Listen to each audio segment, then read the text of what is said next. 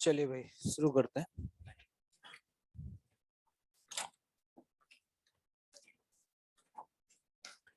तो कल heat transfer में कंडक्शन की चर्चा शुरू हुई थी और एक रॉड को जब हम सोर्स और सिंक के बीच में कनेक्ट कर देते हैं तो हीट का फ्लो किस तरीके से होता है उसे हमने ऑब्जर्व किया और जिसमें हमने सबसे पहले जो चर्चा करी वो एक यूनिफॉर्म रॉड की करी। एक यूनिफॉर्म रॉड वो रॉड होती है जिसके कंडक्टिविटी किसको थर्मल कंडक्टिविटी हर पॉइंट पे क्या हो सेम हो और साथ ही साथ उसका एरिया ऑफ क्रॉस सेक्शन भी हर पॉइंट का क्या हो सेम हो। क्या ये बात सभी को याद है? तो ये हम बेसिक चर्चाएं अभी तक कर चुके हैं और फिर हमने ये भी ऑब्जर्व किया कि स्टेडी स्टेट तक पहुंचने में क्या क्या हो रहा था। दो स्टेट हमने देखी, ट्रांजिएंट स्टेट और स्टेडी स्टेट। ठीक है, ट्रांजिएंट स्टेट में क्या हम ये कह सकते हैं कि हर एलिमेंट हीट एब्जॉर्ब कर रहा था और अपने टेम्परेचर को बढ़ा रहा था। क्या ये बात याद है? ट्रांजिएंट स्टेट में हर किसी का टेम्परेचर चेंज हो रहा था, ठीक है, लेकिन स्टेडी स्टेट आने के बाद अब किसी का भी टेम्परेचर चेंज नहीं हो रहा है। अब मैं ये कह सकता हूं कि पर सेकेंड सोर्स से जितनी हीट रिलीज हुई उतनी ही हीट सिंक तक पहुंच रही है। क्या स्टेडी स्टेट आने के बाद रॉड के हर पॉइंट का टेम्परेचर सेम होता है? नहीं। स्टेडी स्टेट का मतलब मेरे लिए सिर्फ एक ही पॉइंट है कि स्टेडी स्टेट का मतलब dq बाई dt। क्या dq by dt her point पे सेम होगा? हर पॉइंट को एक सेकंड में जो एनर्जी क्रॉस कर रही है वो एक्स पर डिपेंड नहीं करेगी। क्या इतनी चर्चा हो चुकी थी? तो एक बार वहीं से चर्चा अपनी शुरू करेंगे। जनाब जरा देखिएगा, सिचुएशन कुछ हमारे सामने ऐसी थी। ये था सोर्स। सोर्स वो होता है जो एनर्जी देता है। सोर्स को कितने पे रखा था? 100 पे। और ये था हमारा सिंक। सिंक को कितने पे रखा था? 0 पर। जरूरी नहीं है कि सोर्स और सिंक हमेशा 100 और 0 पे है, किसी और भी टेम्परेचर पे हो सकते हैं, लेकिन हमने समझने के लिए ऐसा किया। स्टेडी स्टेट आने के बाद हमने यहाँ पे टेम्परेचर का ग्राफ बनाना चाहा। हम यहां से मूव करते गए, अलग अलग पॉइंट पर हमने टेम्परेचर मेजर किया और उस टेम्परेचर को प्लॉट किया। मतलब मैं यहाँ पर वाई एक्सिस पे जनाब टेम्परेचर ले रहा हूँ और एक्स एक्सिस पे क्या ले रहा हूँ? डिस्टेंस। तो मैंने ऑब्जर्व किया कि वो पॉइंट जो सिंक के कांटेक्ट में उसका 0 होगा, वो पॉइंट जो सोर्स के कांटेक्ट में उसका 100 होगा। और आप जैसे जैसे सोर्स से सिंक की तरफ जाएंगे तो ये graph for a uniform rod ये स्ट्रेट लाइन बना था। क्या बना था? Straight line. क्या ये बात सभी को याद है? अब आते हैं हम फोरियर्स लॉ पर। अगर आपको फोरियर्स लॉ का एक्सप्रेशन याद हो तो dq बाय dt बराबर, क्या ये था भाई? क्या ये बात क्लियर है? dt बाई dx है टेम्परेचर ग्रेडियंट। क्या है? Temperature gradient. अगर ये स्ट्रेट लाइन है, अब देखिएगा, फॉर अ यूनिफॉर्म रॉड,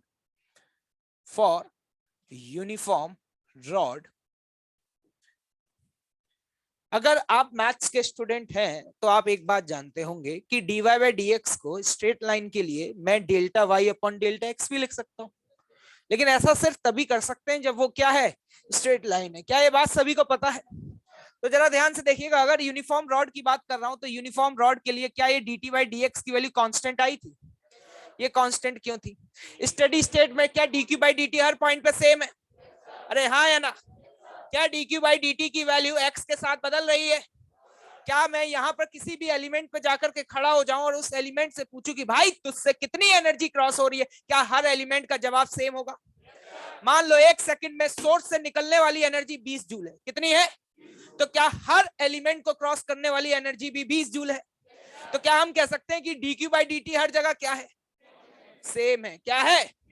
क्या यूनिफॉर्म रॉड का मतलब k भी हर पॉइंट पे सेम है? क्या a भी सेम है?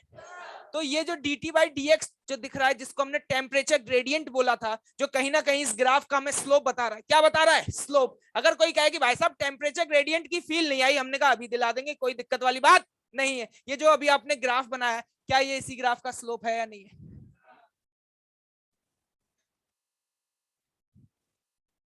तो एक बात बताना, क्या ये स्लोप हर पॉइंट पे सेम आएगा? अगर हर पॉइंट पे सेम है तो यूनिफॉर्म रॉड के लिए क्या इस वैल्यू को मैं delta T by delta x लिख सकता हूं या नहीं? ठीक, मान लो सिंक वाला टेम्परेचर 0 की बजाय T2 होता, कितना होता? T2। अब मैं चर्चा करने वाला हूं, ये तो वो वाली चर्चा थी जब 0 था, मान लो ये 0 नहीं होता, मान लो ये कितना होता? T2। और जे कितना होता? T1। कौन ज्यादा होता? तो ये ग्राफ कुछ ऐसा बनता, ये वाली वैल्यू होती T1, अरे ये वाली वैल्यू कितनी होती? T1। और जब हम इस पॉइंट पे पहुंचते तो ये ग्राफ कुछ ऐसा होता, और ये वाली वैल्यू कितनी होती? T2। क्योंकि 100 और 0 तो एक स्पेशल केस हो गया, क्यों बंसल साहब? स्पेशल हुआ या नहीं हुआ? भंडारा कर लिया तुमने? करवाएंगे आज, रुको तुम्हें, ठीक है। T1 T2, क्या ये ग्राफ बनेगा? तो एक बात बताना, if I will ask you, इस पॉइंट का कोऑर्डिनेट आपको पता है, इस वाले पॉइंट के लिए x बराबर 0, इस वाले के लिए x बराबर l। अगर मैं इसका स्लोप पूछूं, क्या स्लोप बता पाओगे? अगर आप ध्यान से देख पा रहे हैं स्लोप, तो लिखेंगे T2 minus T1 upon l। नहीं, मैंने सही लिखा है, ठीक है। स्लोप है स्लोप, स्लोप जे नहीं होता है, स्लोप जेवा होता है, भूल गए? पॉजिटिव एक्स एक्सिस के साथ जो एंगल होता है वो होता है, जो तुम टेन थीटा सोच रहे हो वो स्लोप नहीं है, टेन थीटा स्लोप है, टेन पाई माइनस थीटा। इसलिए मैंने सही लिखा है, गलत लिखा है? बहुत बढ़िया, थैंक यू। तो जरा ध्यान से देखिएगा, इस वैल्यू को अगर हम यहाँ पे पुट करें, माइनस को इज्जत के साथ अंदर ले आए, तो इसी वैल्यू को D Q Y D T को ऐसे लिखा जा सकता है, कैसे? के ए, माइनस को अंदर ले आए, T1 माइनस T2 बटे L। अरे लिख सकते हैं, क्या बात कर रहे हो, समझ में आया?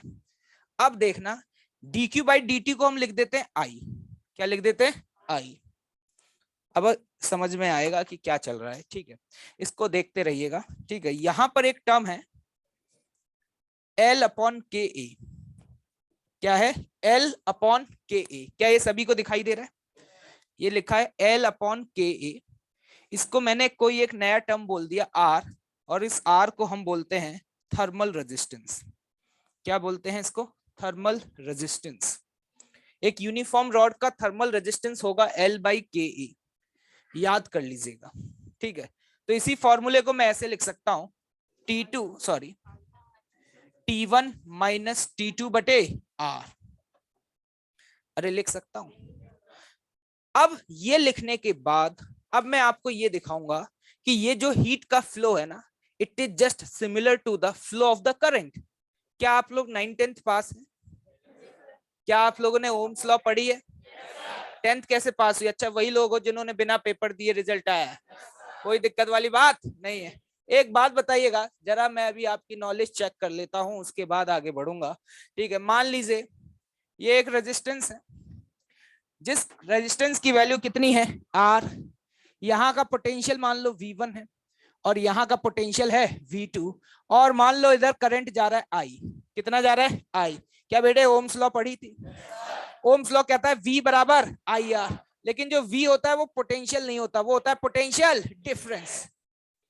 जैसे हम बोलते हैं कि हीट हमेशा हाई से लो टेम्परेचर फ्लो करती है, उसी तरीके से करंट हाई पोटेंशियल से लो पोटेंशियल फ्लो करता है। तो अगर कोई कहे भैया ओम्स लॉ बताना, तो मैं कहूंगा डेल्टा V बराबर I इंटू R। नहीं आया? चमक रहा है? डेल्टा V की वैल्यू क्या लिखूंगा? बराबर, क्या ये बात क्लियर है? क्या ये सभी को आता है? तो बस खत्म चैप्टर, टाटा। अगर ये आता है तो ये भी कुछ वैसा ही लिखा हुआ है। अगर उसी एनालॉजी को फॉलो करें तो जो काम यहाँ पे पोटेंशियल डिफरेंस कर रहा है, जो काम यहाँ पे पोटेंशियल डिफरेंस कर रहा है, वही काम यहाँ पे कौन कर रहा है? टेम्परेचर कर रहा है। ये dq बाई dt जो है, this is the rate of heat flow. इस रेट ऑफ हीट फ्लो को मैंने ये क्या लिखा है? बेटा ऐसे नहीं आएगी, समझ क्यों नहीं रहे हो? मेहनत करनी पड़ेगी। क्या लिखा हुआ है ये? ये आई जो है बेटा, ये क्या है तुम्हारा? Heat current. जैसे वहां पे इलेक्ट्रिक करंट होता था, इसको बोलते हैं क्या? Heat current. कोई मुझसे भाई कि भैया हीट करंट की परिभाषा बताइए, तो क्या बताऊंगा? 1 सेकंड में जो एनर्जी फ्लो करी, क्या वही हीट करंट है?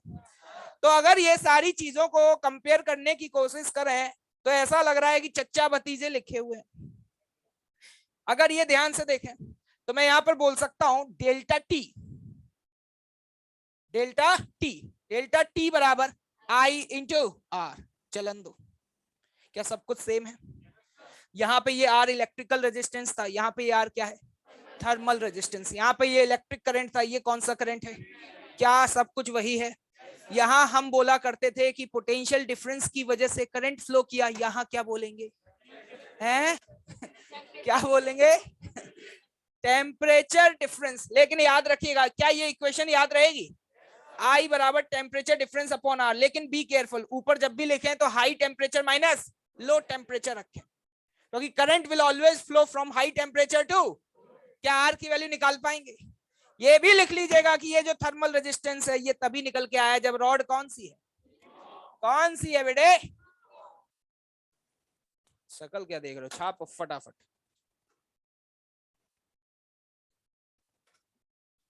और भाई तालिबान ऑनलाइन आवाज आ रही है? ये मत बोल देना नहीं आ रही है, आ रही है।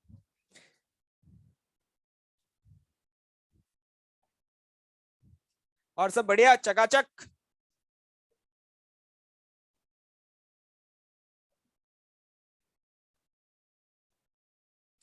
चलिए जल्दी लिखिए फटाफट।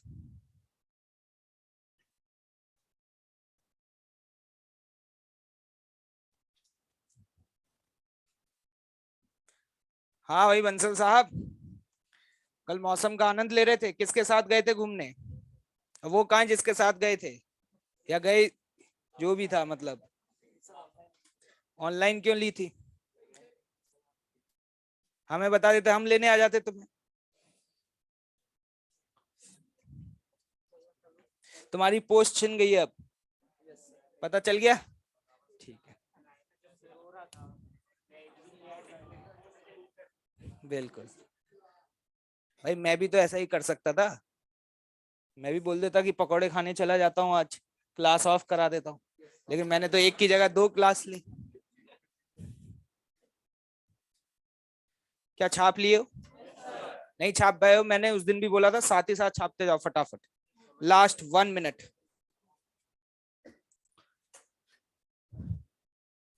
और भाई कबूतरो क्या हाल है तुम्हारे? होमवर्क करते हो तुम लोग? लगता नहीं है शकल देख के तुम्हारी, गैंग ऑफ वासेपुर लगते हो, लगता तमंचा वमंचा रख के, मसाला रख के पुड़िया साइड में एक छोटा पौआ, खुश हो जाते हैं एकदम। तुम कल कहाँ थे? बाज की, क्या चीते की चाल, बाज की नजर और आरवाई की मेमोरी पे शक नहीं किया करते। कहाँ थे बेटा? खड़े हो जाओ पहले इज्जत के साथ। तुम ये मत सोचा करो कि सर को कुछ याद नहीं रहता, सर को एक एक के बारे में पता है कि कौन आज नया बंधु आया है, कौन कहाँ से गायब हो गया, सब पता है। स्कैन कर लेते हैं, स्कैन। कहाँ थे कल? क्या हादसा? तुम तुम्हारे साथ या किसी और के साथ? हादसे में हमें बहुत इंटरेस्ट है भाई। ये लोग हादसा सुनना चाहेंगे, क्या सुनाना चाहेंगे आप? नहीं चलो कोई बात नहीं, बैठ जाओ। डाउट बताओ, क्लास अटेंड कर ली थी? ठीक है यार, ये बढ़िया ऑप्शन है तुम्हारे पास ना, आई मिस दो। मेरे पास भी ऐसा होता, मैं तो कभी क्लास ना आता। हम्म,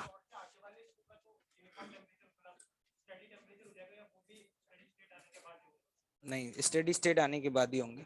पहले तो पूरी रॉड सेम ही टेम्परेचर पे थी, फिर धीरे धीरे टेम्परेचर बढ़ना शुरू हुआ, हर किसी ने एनर्जी एब्जॉर्व करना शुरू करी, वो ज्यादा एब्जॉर्व करेंगे जो आगे लगे हुए थे। क्यों? क्योंकि तुम्हें पता है जब लाइन में लगे तो जो पहलवान पहलवान लोग थे उन्हें हट भंडारा हो रहा है, हम आगे लगेंगे, तो आगे खड़े हो गए। जो सुक्कड़ सुक्कड़ लोग थे जिनकी कैपेसिटी खाने की कम है, जो एक आधी लंगर में एक आधी खा पाएंगे, वो बेचारे पीछे लगे, तभी तो उनका टेम्परेचर कम बढ़ा है। तुम देख लो, इनका टेम्परेचर कम बढ़ा है, उनका टेम्परेचर ज्यादा बढ़ा। एक ही मोमेंट पे नहीं होगा, विल टेक सम टाइम। एक बार में सब कैसे? पहले लोग अपना पेट भरेंगे, कहानी नहीं सुनी थी कल की? पहले अपना भरेंगे, फिर जब भरने लग जाएगा तो धीरे धीरे आगे सप्लाई करना शुरू करेंगे। पहले अपनी जेब में जाएगा, उसके बाद आगे जाएगा। क्या भाई ये सब लिख चुके हो? तो इसका मतलब मैं ये कह सकता हूं कि यहाँ पे कंडक्शन मेरे लिए कुछ भी नया नहीं है। क्या ये ओम्स लॉ आप लोगों ने पढ़ी है? तो बस ये भी पढ़ लिया, तो बस खत्म हो गया chapter. Bind up, next chapter start करते हैं। चलिए, रेडिएशन।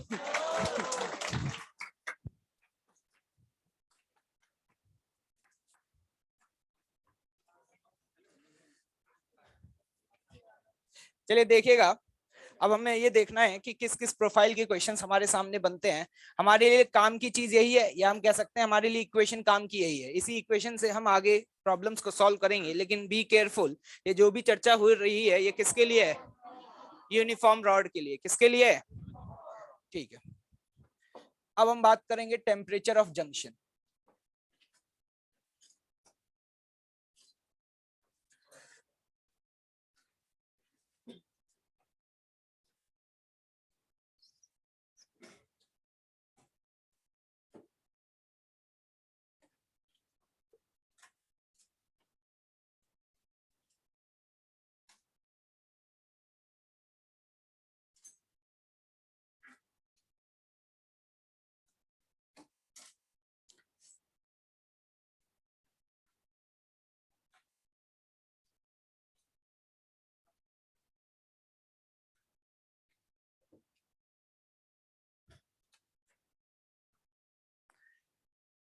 जंक्शन का मतलब होता है वो पॉइंट जहां पर दो से ज्यादा रॉड एक दूसरे से मुलाकात करें, चौराया। वो तो तुम जानते ही होगे, वहीं पे तुम्हारा ठेला लगता है। ठीक है, ये सब चीजें, लोकेशन भी तो सही से सेलेक्ट करनी होगी ना भाई। जब अपना ठेला लगाओगे तो ऐसी लोकेशन पे लगाओ जहां पे ज्यादा से ज्यादा जंक्शन हो। ठीक है, तो चलो ठीक है, देखना ध्यान से। ये T1, ये T2 और ये T3। अब इनके टेम्परेचर्स दिए हुए हैं, ठीक है। T1, T2, T3 की वैल्यू मुझे पता है, और मुझसे ये पूछा गया कि ये बताइए कि ये जो जंक्शन है जो तीन रॉड को मिलाकर के बन रहा है, इस जंक्शन का टेम्परेचर क्या होगा। तो यार इन में से कोई ना कोई तो सोर्स होगा और कोई सिंक होगा।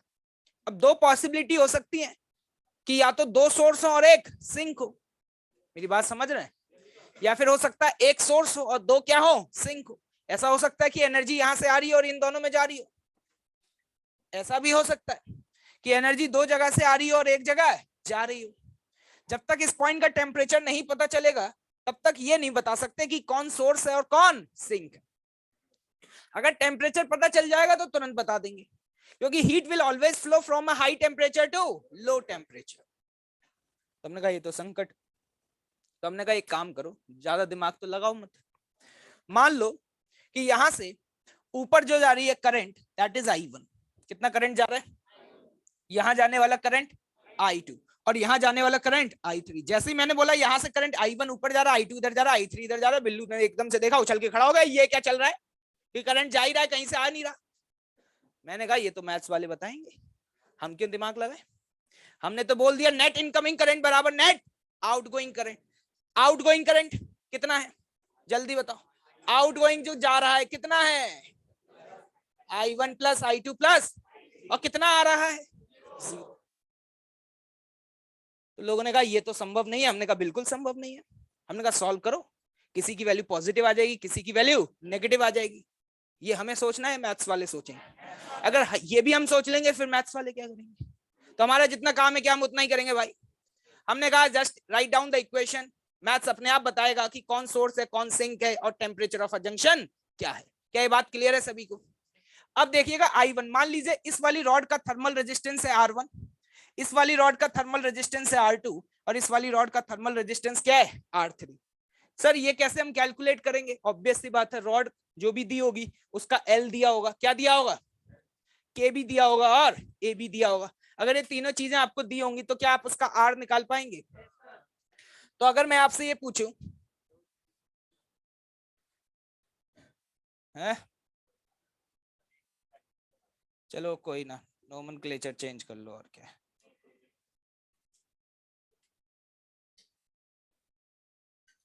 अब ठीक है, ठीक।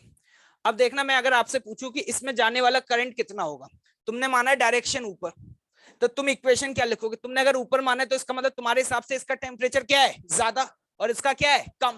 तो बताना इक्वेशन क्या लिखोगे? T माइनस T1 बटे R1। नहीं लगी हवा? समझ में आया? अभी देखा था। इसमें बताओ क्या लिखोगे? इसमें T माइनस T2 बटे, हवा लग रही है पूरी, T माइनस T3 बटे R3 बराबर क्या कर दो? 0। सॉल्व कर लो। T निकल आया। क्या निकल आया? T जैसे ही आएगा अपने आप समझ में आ जाएगा कि कौन सोर्स है और कौन सिंक है। नहीं आया समझ में? तो मिले नहीं कल हमें। नोट करो इसे।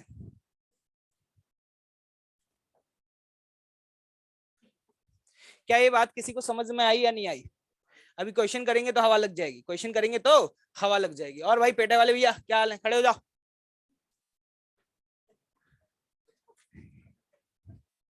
कैसे हो? कल कहाँ थे? स्कूल वाली? भाई हमें तो कोई बुला ही नहीं रही है, भूल गए सब स्कूल वाले।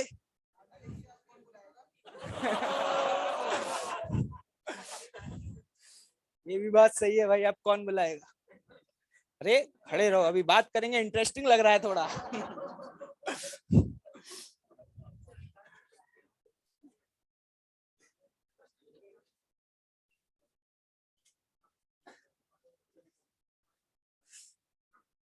हमें तो लगा था तुम निपट लिए हो।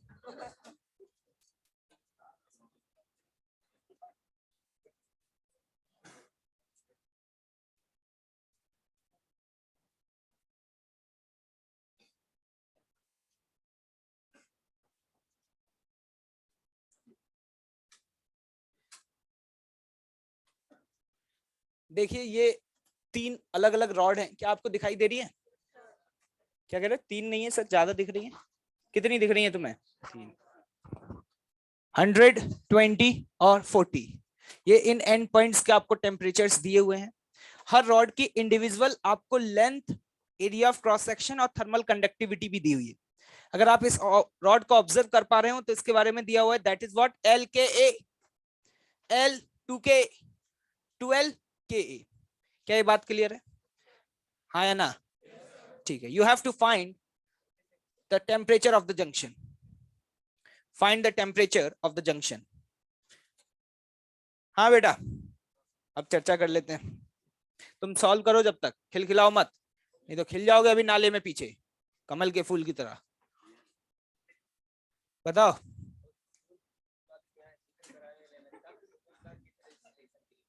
तो वो तो स्कूल तो सुबह खुलता है। अबे कैसे हो गया? वो 2 बजे के बाद तो स्कूल में कोई रहता ही नहीं है, सिर्फ चपरासी रहता है वहां पे। हम तो जिस स्कूल में पढ़ते थे 2 बजे के बाद कोई नहीं रहता था। हाँ, ऑफिस में बुलाए थे। देख रहे हैं, शौक देख रहे हैं भाई के। मतलब वो इतना इंपॉर्टेंट था कि तुमने फिजिक्स की क्लास छोड़ दी। हाँ, देर हो गया था, समझ रहे हैं? बैठ जाइए। क्या 320/? कितने लोग निकाल चुके हैं? बहुत बढ़िया, शानदार। ऑनलाइन में कौन कौन बता रहा है भाई आंसर? देखते हैं अभी।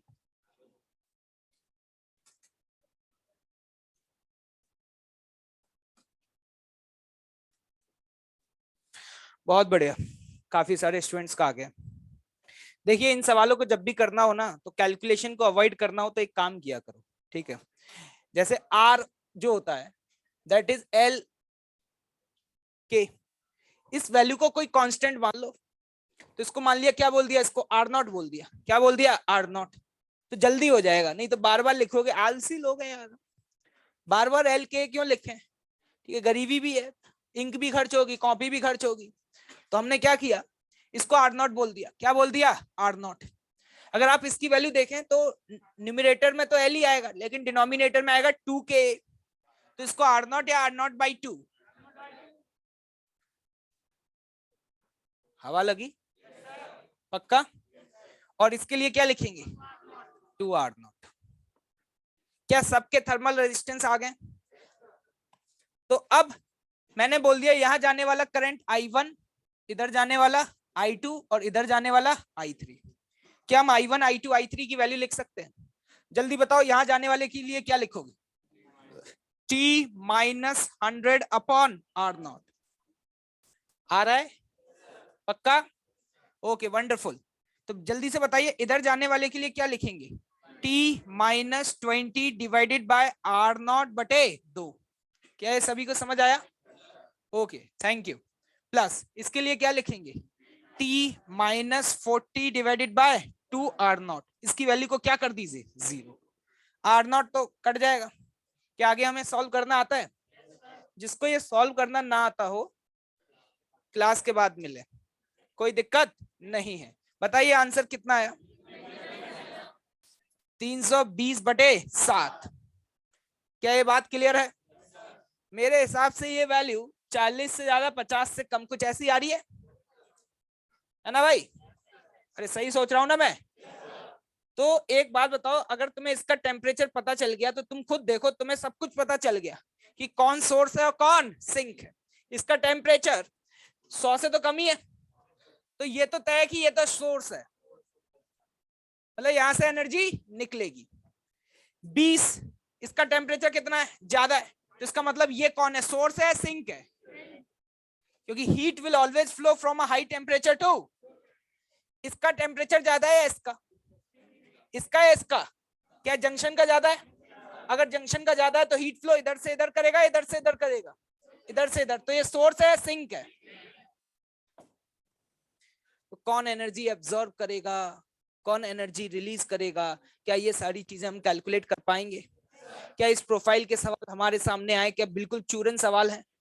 क्या आप लोग अगला सवाल करने के लिए एकदम तैयार हैं? Okay thank you. चलिए अगला सवाल।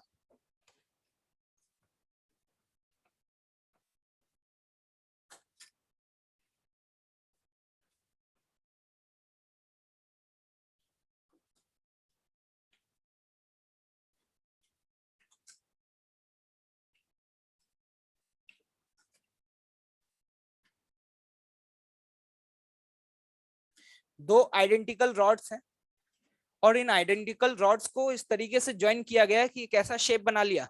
T shape. कैसा शेप है? T shape. इस पॉइंट का टेम्परेचर मुझे 40 डिग्री सेल्सियस दिया हुआ है, ठीक। इस पॉइंट का टेम्परेचर मुझे 20 डिग्री सेल्सियस दिया हुआ है। कितना दिया हुआ है? 20 डिग्री सेल्सियस। इस पॉइंट का टेम्परेचर मुझे नहीं पता। Both of the rods have a same length, same thermal conductivity and same cross sectional area।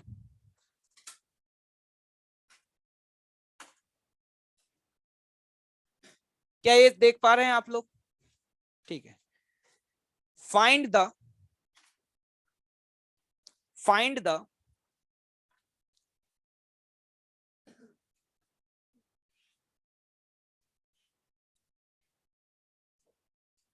एक मिनट, क्या पूछना चाह रहा हूं?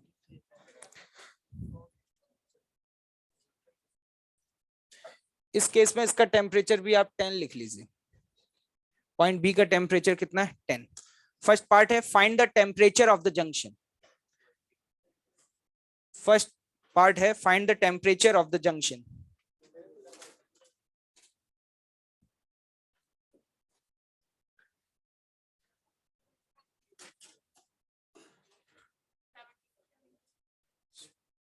अच्छा,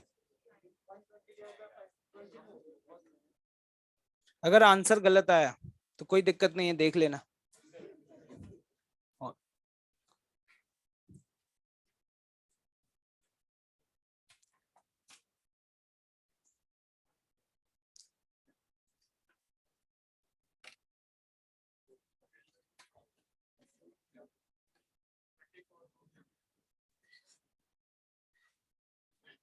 मान लीजिए कि टेम्परेचर ऑफ अ जंक्शन नहीं पता, वो टी है। अगर इस रॉड का देखना, मैं R0 की वैल्यू यहां पर L बाय के ए लिख दूं। क्या लिख दूं? L बाय के ए। सभी लोग देखें ध्यान से। तो मैं कह सकता हूं इस वाली रॉड का रेजिस्टेंस कितना होगा? R0। हाँ या ना? इस हाफ ऑफ द रॉड का रेजिस्टेंस कितना होगा? क्या ये बात समझ आई? और इस हाफ ऑफ द रॉड का R0/2। अब 24 आ गया तो कोई दिक्कत नहीं है। अब 24 आ गया। तो एक बात बताइए, मान लो यहाँ जाने वाला करंट है I1, यहाँ जाने वाला करंट I2 और यहाँ जाने वाला करंट I3। तो जल्दी से बताएं वैल्यू क्या लिखेंगे? T-40। सबसे बड़ा ब्लंडर, हम इसकी वैल्यू को भी R लिख लेते हैं। R होगा या R0/2 होगा? कैसे पता चला R0/2 होगा? क्योंकि इसकी लेंथ तो आती है ना यार। प्लस ये यहाँ ये वाली वैल्यू बताओ क्या लिखोगे? T-10 बट R0 या R0/2?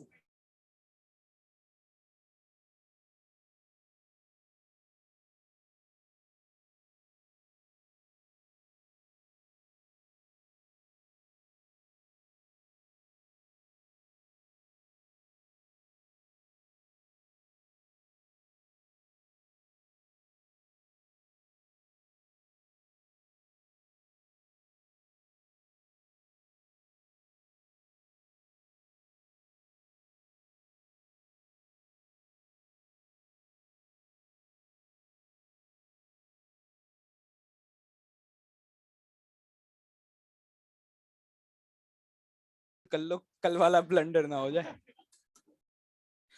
हाँ भाई, माहौल सेट है क्या? आवाज आ रही है? कबूतरो आ रही है? चलो चलो, ठीक है ठीक है। कुछ लोग लेट ज्वाइन करते हैं, मैं इसीलिए तो कभी डिस्कशन पहले करता हूँ कभी बाद में करता हूँ, क्योंकि इसमें कुछ लोग ज्यादा दिमाग चलाते हैं, सोचते हैं सर डिस्कशन करते हैं आधे घंटे लेट जाएंगे बर्बाद हो चुके हैं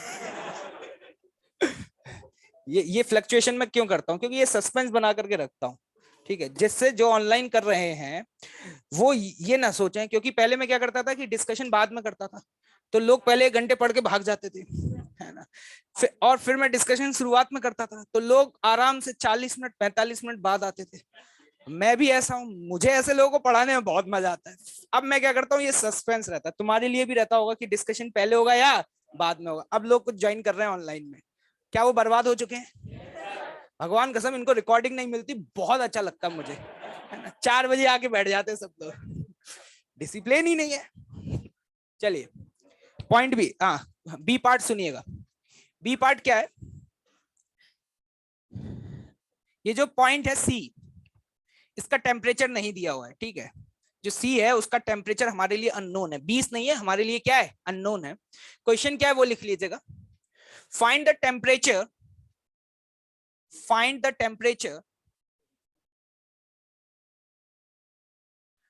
of point C if there is no heat flow, if there is no heat flow in OB, ये वाला पॉइंट B है और ये पॉइंट O है, in rod OB, in rod OB,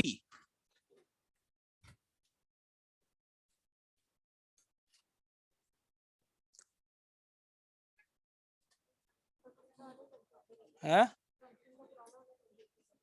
नहीं ले सकते ना, जंक्शन का पुराना वाला मत ले लेना और दिमाग लगाओ, पुराना वाला हो ही नहीं सकता ये सवाल तो पूछना ही नहीं चाहिए तुम्हें।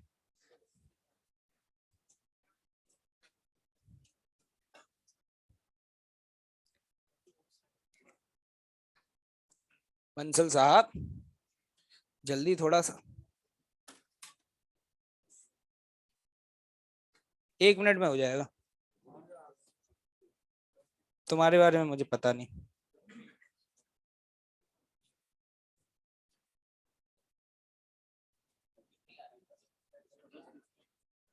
क्या आ रहा है?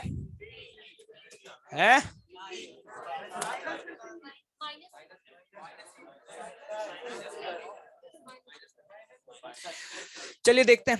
देखिए पहले तो इस लाइन को समझने की कोशिश करें कि उन्होंने बोला कि no heat flow in O B. वो ये कहते हैं कि ओ बी के बीच में अगर हीट फ्लो नहीं हो रहा है तो इसका मतलब समझ में आ रहा है?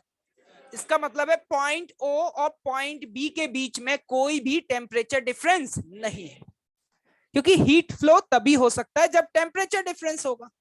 तो इसका मतलब मैं अभी ये बोल सकता हूं, यार ये जो मेरे पास रॉड है ना, तो इस पॉइंट ओ का टेम्परेचर भी वही होगा जो पॉइंट बी का था, और पॉइंट बी का कितना था 10, तो यहाँ का भी कितना हो गया 10।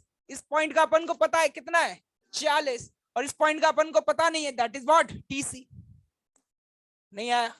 तो अब तो सीधे सीधे बोल सकते हैं कि करंट यहां से अगर आई चला तो यहां भी जाने वाला करंट कितना होगा आई होगा।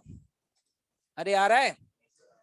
तो या फिर आप ऐसे लिख लो कि नेट इनकमिंग बराबर नेट आउटगोइंग। मैंने तो मान लिया इधर से इधर जा रहा है, इधर से इधर जा रहा है, क्योंकि उसमें आपको सोचना नहीं पड़ेगा कि कौन सा पहले लिखूं और कौन सा बाद में लिखूं। तो कैसे देख रहे हैं, बस समझ आ रहा है?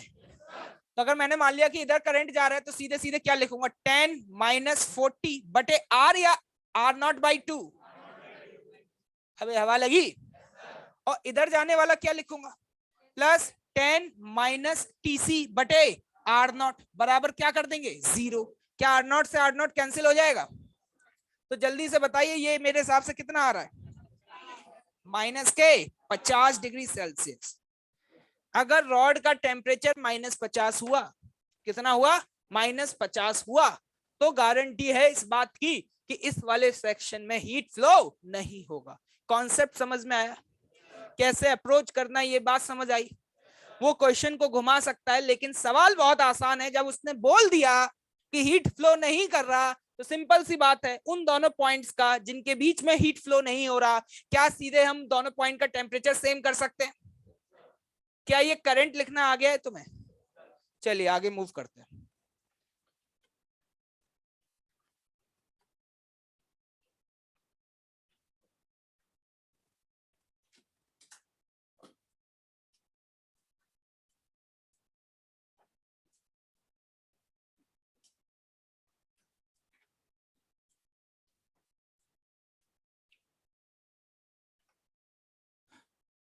ए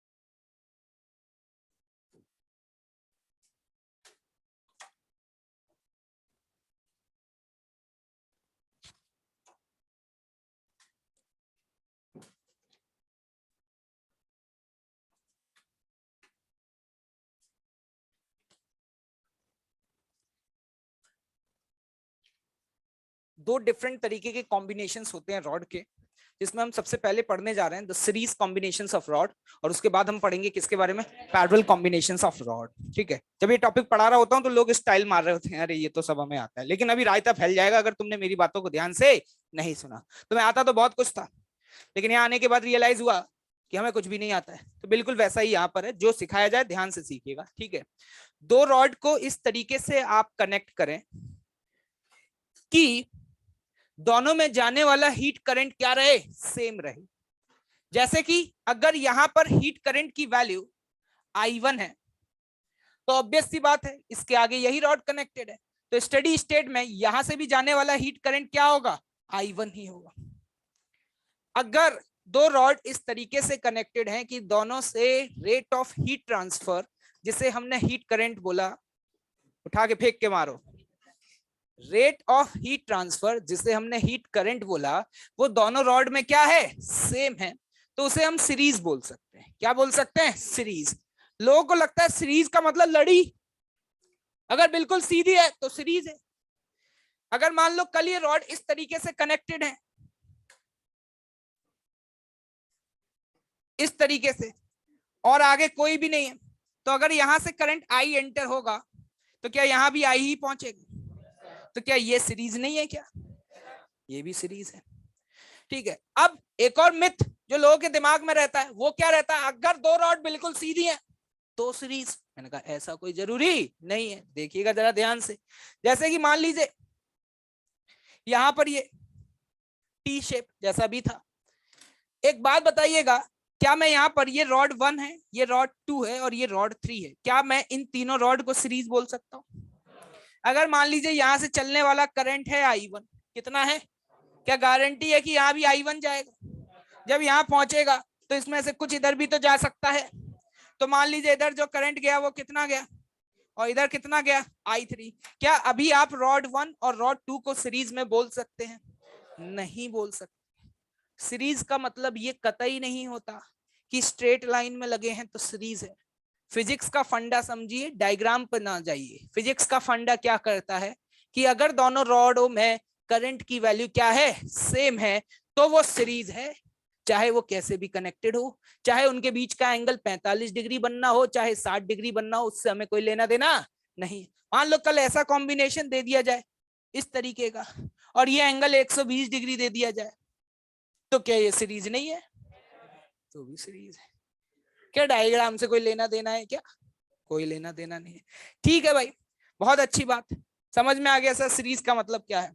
अब समझिए, मान लीजिए इस वाली रॉड का ये रेजिस्टेंस है R1 और इस वाली रॉड का ये रेजिस्टेंस क्या है, R2। और मान लीजिए ये जंक्शन है, इस जंक्शन का टेम्परेचर क्या है, T। मेरे सामने ये सवाल आया, यार ये दो रॉड मुझे अच्छी नहीं लग रही यार, मेरे को एक ही रॉड लगानी है इनकी जगह।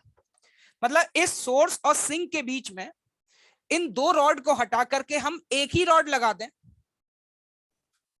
और सोर्स और सिंक को पता भी ना चले कि बीच में रॉड को चेंज किया गया है। मतलब करंट की वैल्यू इस रॉड में भी क्या रहे, सेम रहे। तो इसका रेजिस्टेंस क्या होना चाहिए, उसको बोला जाता है इक्विवेलेंट रेजिस्टेंस। क्या बोला जाता है, इक्विवेलेंट रेजिस्टेंस। मैं दोबारा से रिपीट करूंगा, ध्यान से सुनिएगा। इन दो रॉड को हटा के यहां पर आप एक रॉड लगाएं, और आई की वैल्यू जो पहले आ रही थी वही बाद में आए। मतलब सोर्स और सिंक को पता भी ना चले कि बीच में कोई परिवर्तन हुआ है। तो मेरे सामने सवाल ये आया कि जनाब, मैंने कहा हाँ, इस सोर्स और सिंक के बीच में हमने अगर एक रॉड लगा दी है, तो इसका इक्विवेलेंट रेजिस्टेंस बताइए क्या होना चाहिए। मतलब इन दो रॉड को हटा के अगर हम एक रॉड लगाते हैं तो, मैंने कहा जस्ट गो विथ फंडामेंटल। मैंने कहा अगर इस रॉड में ये करंट I1 इधर जा रहा है, तो आप I1 की वैल्यू क्या लिखेंगे, T1 माइनस T बटे R1। अरे समझ आ रहा है, पक्का? नहीं आया? और अगर मैं आपसे पूछूं कि इस वाले रॉड में जो करंट जा रहा है, इस वाले रॉड में, उसकी वैल्यू क्या लिखेंगे? क्या वो भी I1 ही होगा? उसकी वैल्यू बताओ क्या लिखोगे, T माइनस बटे R2। क्या समझ में आया? और अगर इन दो रॉड की जगह ये रॉड होती और इसमें भी करंट कितना जा रहा होता, I1, तो यहां पे आप I1 की वैल्यू क्या लिखते, T1 माइनस T2 बटे R इक्विवेलेंट। क्या लग रहा है, कुछ हवा लग रही है? तो जरा ध्यान से देखिएगा, इस वाली इक्वेशन से क्या मैं ये लिख सकता हूं क्या, T1 माइनस टी बराबर I1 इंटू R1। अरे हवा लगी। और इस वाली से क्या ये लिखा जा सकता है कि T माइनस T2 बराबर हाइफन इंटू। क्या मामला सही है क्या? अरे क्या बात कर रहे हो यार। और यहां से अगर तुम ध्यान से देखो तो तुम्हें समझ आ रहा होगा, यहां से लिख सकते हो T1 माइनस T2 बराबर R इक्विवेलेंट इंटू I1। सही लिखा है? तो एक बात बताना, अगर तुमसे पूछूं कि ये रही तुम्हारी इक्वेशन 1 और ये रही तुम्हारी इक्वेशन 2, मुझे T1 माइनस T2 की वैल्यू निकाल के बताओ, कैसे निकाल पाओगे? क्या दोनों को ऐड कर दूं? जैसे ही ऐड करूंगा क्या T से T कैंसिल हो जाएगा? जैसे ही ऐड किया, क्या आया, क्या दिख रहा है? ऐड करने पे क्या लिखा जा सकता है, I1 in bracket R1 plus R2 बराबर I1 इंटू R इक्विवेलेंट। अरे कवाड़ियों, कुछ समझ आया क्या? क्या I1 से I1 कैंसिल हो जाएगा? तो एक बात बताना बेटा, यहाँ R इक्विवेलेंट की वैल्यू क्या आई?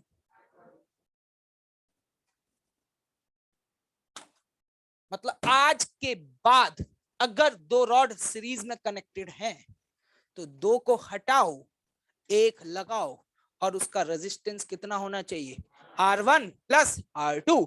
और मैं यहां पर अगर कोई पूछे मुझसे कि हीट करंट बताओ, मैंने कहा ये रहा T1, ये रहा T2, हीट करंट है I की वैल्यू सीधे लिखेंगे T1 माइनस T2 बड़े R इक्विवेलेंट की वैल्यू कितनी आ रही है, स्वाहा। कुछ समझ आया कि नहीं आया? Note down this.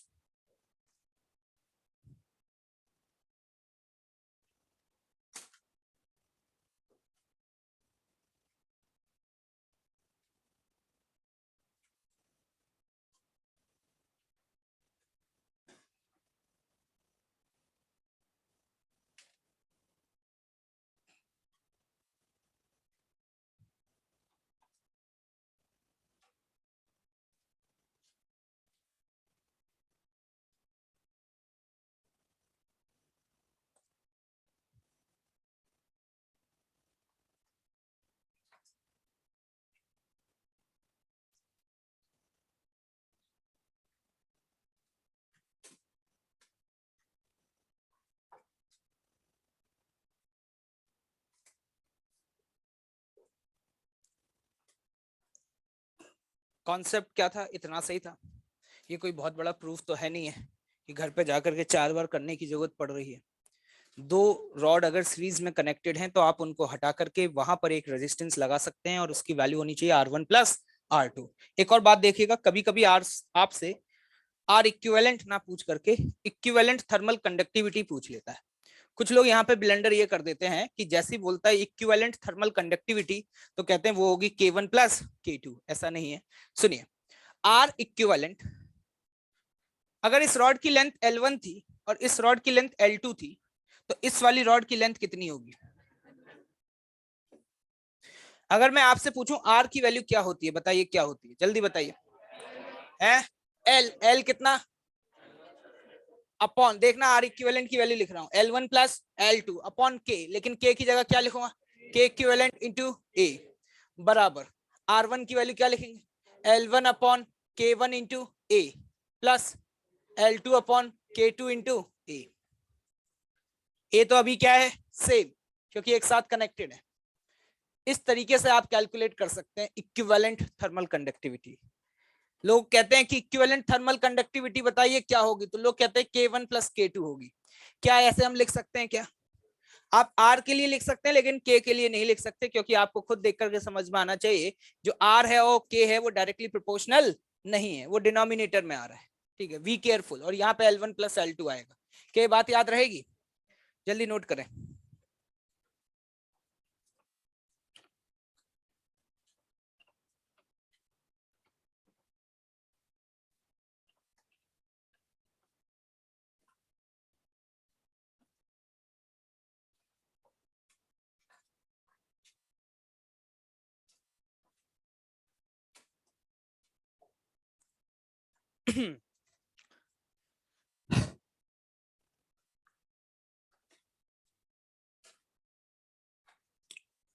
चलिए एक स्टेटमेंट लिखेंगे। if the heat current if the heat current if the heat current or rate of heat flow or rate of heat flow is same from the rods is same from the rod, then it is known as series combination of resistance. Then it is known as series combination of resistance.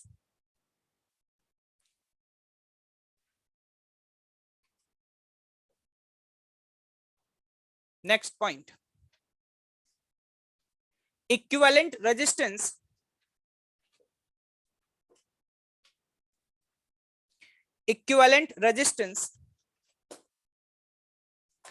is that resistance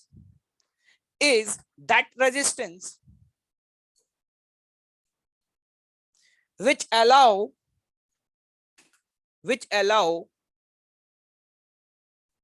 same rate of heat flow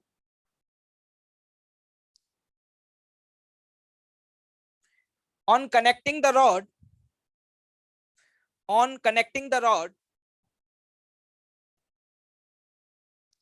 with the same temperature difference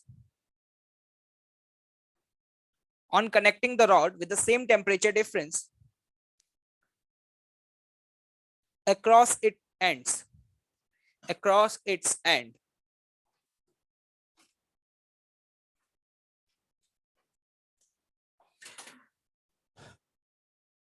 अब कुछ questions की practice करेंगे, तो जल्दी जल्दी answer निकालिएगा और सही निकालना।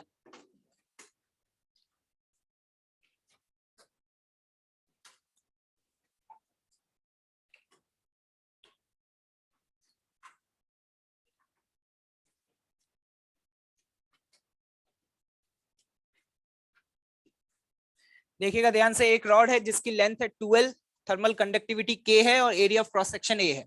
लेकिन जो दूसरी वाली रॉड बगल में लगी हुई है उसकी लेंथ तो L है लेकिन थर्मल कंडक्टिविटी K है और एरिया ऑफ क्रॉस सेक्शन तो सेम ही है। ठीक है, सोर्स का टेम्परेचर है 100 और सिंक का टेम्परेचर है 0। Find A part R equivalent, B part K equivalent, C part rate of heat flow,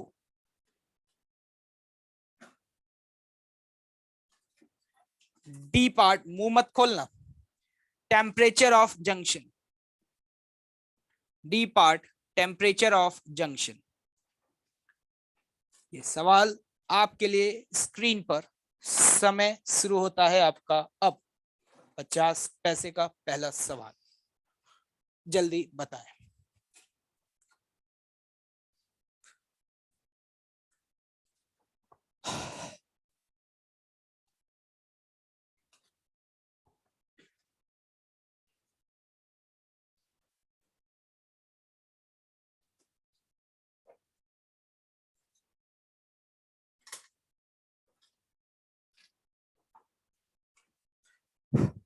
कौन है भाई सब, क्या पूछ रहे हैं?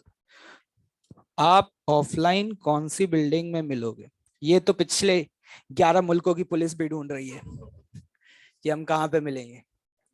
हमारे बैच वाले नहीं मिल पाए आज तक कुछ लोग, तो ये तो सोच भी नहीं सकते इस बारे में कि हम कहाँ पे मिलेंगे। जवाब आप हेल्पलाइन का भी यूज कर सकते हैं। आंसर दीजिए जल्दी से। अच्छा चलो, तुम्हारी कैलकुलेशन को थोड़ा आसान बनवा देता हूँ। नहीं, कोई चेंज नहीं कर रहा। ये वैल्यू आपको 1 यूनिट दी हुई है, मतलब हाँ गलत नहीं हो गया। कुछ लोग सोचते ओ शिट दोबारा करना पड़ेगा, है नौटंकी, दोबारा क्या करना पड़ेगा। मैं तो ये चाह रहा हूँ कि तुम आंसर एक डिजिट बताओ, नहीं तो एल के भी आता। चारों पार्ट कर लो, मुंह मत खोलो, चारों पार्ट करो जल्दी।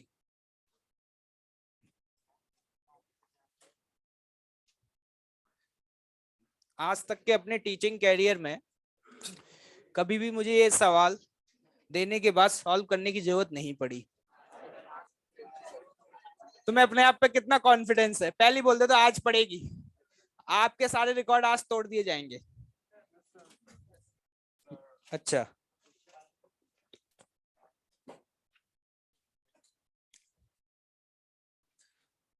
सर बताओ ना, कहाँ मिलोगे? मिलने में बहुत इंटरेस्ट है। कहाँ मिल सकते हैं भाई? तुम्हें लगता है कि मुलाकात हो पाएगी? मुलाकात हो सकती है तो 8 बजे सवल बिल्डिंग में रात के, तभी क्लास खत्म होगी। नहीं तो मिलने का सबसे बढ़िया तरीका है, गाड़ी जहाँ खड़ी रहती है वहीं जाके खड़े रहो, कभी ना कभी तो आऊंगा ही। ठीक है, क्या टायर वायर खोल के ले जाएंगे?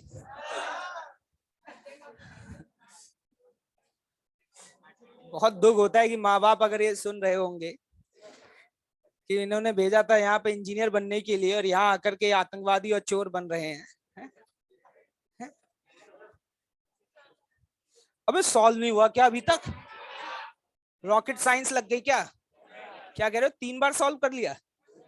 अच्छा 3 पार्ट सॉल्व कर लिए, चारों हो गए। कितने लोग हैं जिनके चारों हो गए? भाई ये बीच वाला मैदान बहुत साफ है, तो भीड़ बहुत बढ़ गई है। अब कुछ लोगों को लात घूसे मार के निकालना पड़ेगा। पढ़ते लिखते तो है नहीं, देखो बैठे हुए हैं कवाड़ी झोला लेकर के। तुम निकाल लोगी लालियो? इन लंगूरों का तो मुझे कोई भरोसा नहीं है, निकाल लोगे? बताओ जल्दी से क्या आ रहा है। समय समाप्त। चलिए भाई चलिए। अगर L बाई के की वैल्यू 1 यूनिट है तो इसका रेजिस्टेंस 2, R1 की वैल्यू 2 यूनिट होगी। क्या समझ में आया? और अगर कोई R2 की वैल्यू पूछेगा तो मेरे हिसाब से हाफ यूनिट होगी। Is it clear? तो पहला पार्ट, ये सीरीज है पैरेलल है? Okay thank you. तो R1 plus R2, R1 plus R2 मतलब कितना हो गया? Sorry 5/2 unit. क्या ये बात सभी को समझ आ गई? के इक्विवेलेंट निकालना है।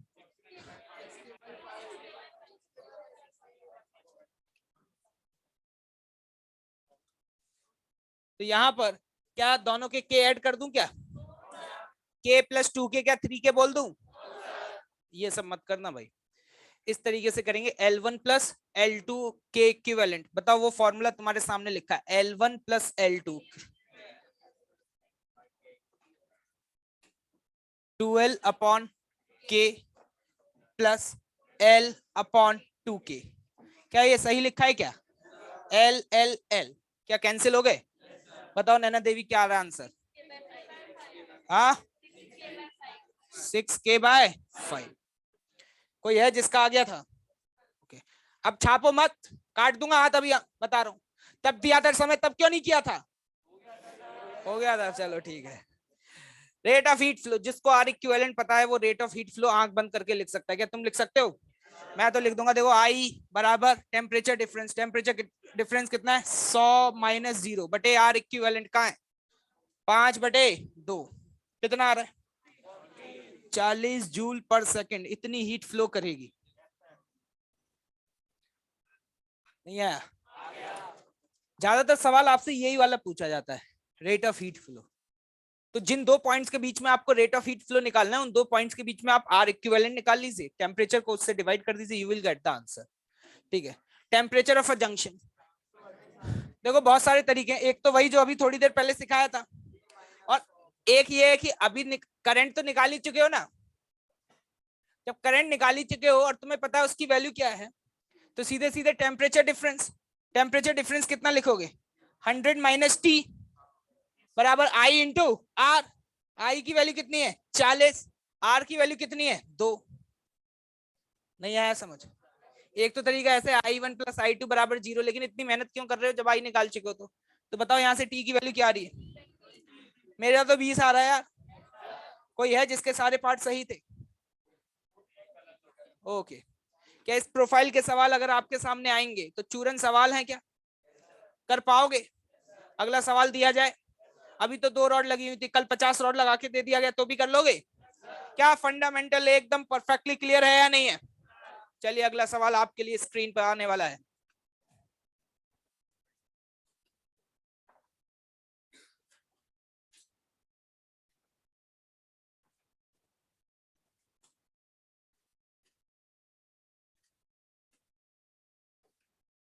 $100 0 डिग्री सेल्सियस, 3 रॉड है भाई, L K A 2L 2K A L K A।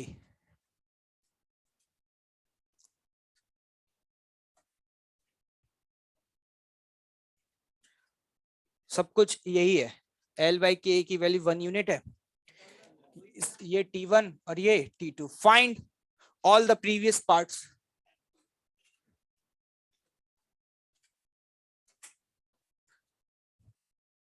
ये तो डेटा ऐसा लिया है कि 1 मिनट में ही हो जाएगा।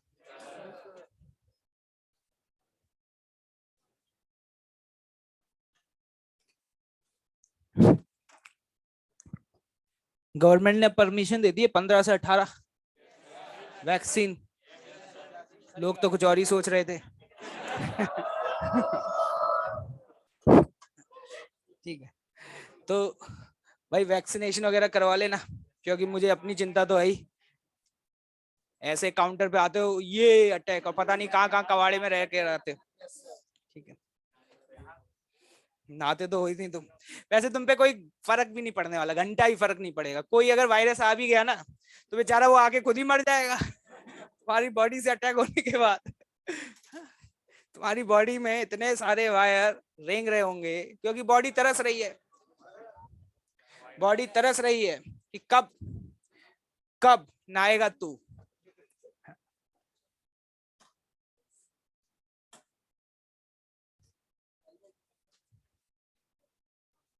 तुमने ये जो धर्मशाला बना रखी है ना, कि 2 दिन आते हो 1 दिन नहीं आते हो, 1 दिन आते हो 2 दिन नहीं आते हो, 12th में पता चलेगा तुम्हें, ये सब तामझाम बंद करवा दिए जाएंगे सब, तब देखूंगा कि तुम कितनी क्लास मिस करते हो।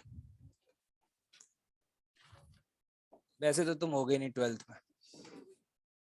मतलब मैं नहीं हूँगा, तुम तो होगे।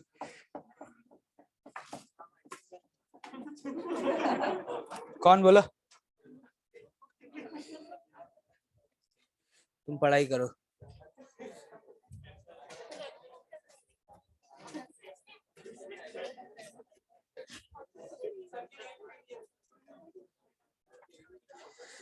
अरे पंचायत कर रहे हो, तुमसे आंसर नहीं निकल रहा है? हो गया? अच्छा फिर ठीक है। इसका रेजिस्टेंस R1 कितना आ रहा है? R1 3 आ गया। एक्चुअली इंटरेस्टिंग बात यह है कि तीनों का रेजिस्टेंस ही सेम आ रहा होगा। L अपॉन के अगर आप करेंगे तो डेटा इस तरीके से सेट किया गया है कि सभी का थर्मल रेजिस्टेंस सेम आ रहा है। ये दो रॉड तो सेम ही है, बीच वाली रॉड की लेंथ भी डबल है, थर्मल कंडक्टिविटी भी डबल है, तो सीधे सीधे आप R इक्विवेलेंट की वैल्यू क्या 3 यूनिट लिख देंगे। ये लीजिए ए पार्ट हो गया। बी पार्ट करना है, be careful. L 12L that is what 4L upon K equivalent is equal to L upon K plus 2L upon 2K plus L upon K. कितना आ रहा है? L कहां से आ गया? 4K/3। क्या हो गया भाई?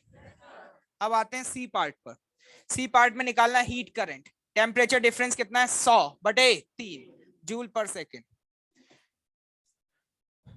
हो गया यार? ये तो बस मैंने तुम्हारा कॉन्फिडेंस बढ़ाने के लिए दिया था सवाल, और तुम मेरा ही बढ़ा रहे हो है। हो गया सभी का? Okay, D part. अब देखो ये जंक्शन है, पहले हमें T1 की वैल्यू निकालनी चाहिए, तो हम सीधे सीधे लिखेंगे 100 माइनस T1। यहाँ पे जो करंट गया होगा बराबर, करंट तो सेम ही है, 100/3 इंटू 1। क्या यहाँ से T1 की वैल्यू आ जाएगी? T1 की वैल्यू कितनी आ रही है? 200/3। नहीं आया? क्या इसी तरीके से आप यहाँ पर T2 की वैल्यू निकाल सकते हो? तो आप यहाँ पे लिख सकते हो T2 माइनस 0 बराबर 100/3 इंटू R तो अभी भी 1 है। कितना आ गया ये? देखो यार मैं नहीं बता रहा, अब इसके आगे क्या बताऊं, पूरा तो सॉल्व कर दिया। ग्राफ वगैरह प्लॉट करने के लिए बोल देगा तो प्लॉट कर लोगे? बोल, क्या कह रहा है? कुछ नहीं। चलो ठीक है, सीरीज आज पढ़ लिया, पैरेलल कल पढ़ेंगे, कल बाइंड अप कर देंगे चैप्टर को। ठीक है, खत्म। डिस्कशन, रेस निकालो फटाफट, रेस निकाल लीजिए फटाफट।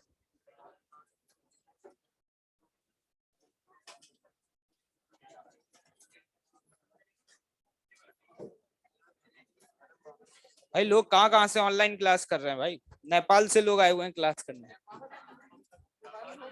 तालिबान, नेपाल। रेस, कितने लोग हैं जिन्होंने रेस नंबर 68 को सॉल्व नहीं किया है? सब करके आए हैं। What a nice joke.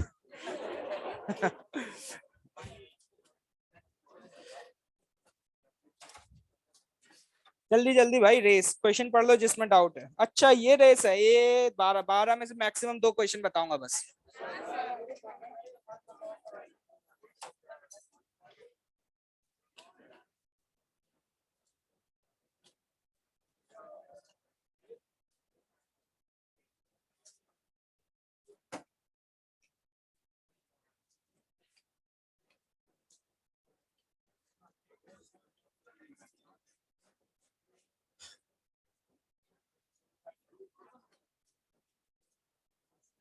Yes, question number 1।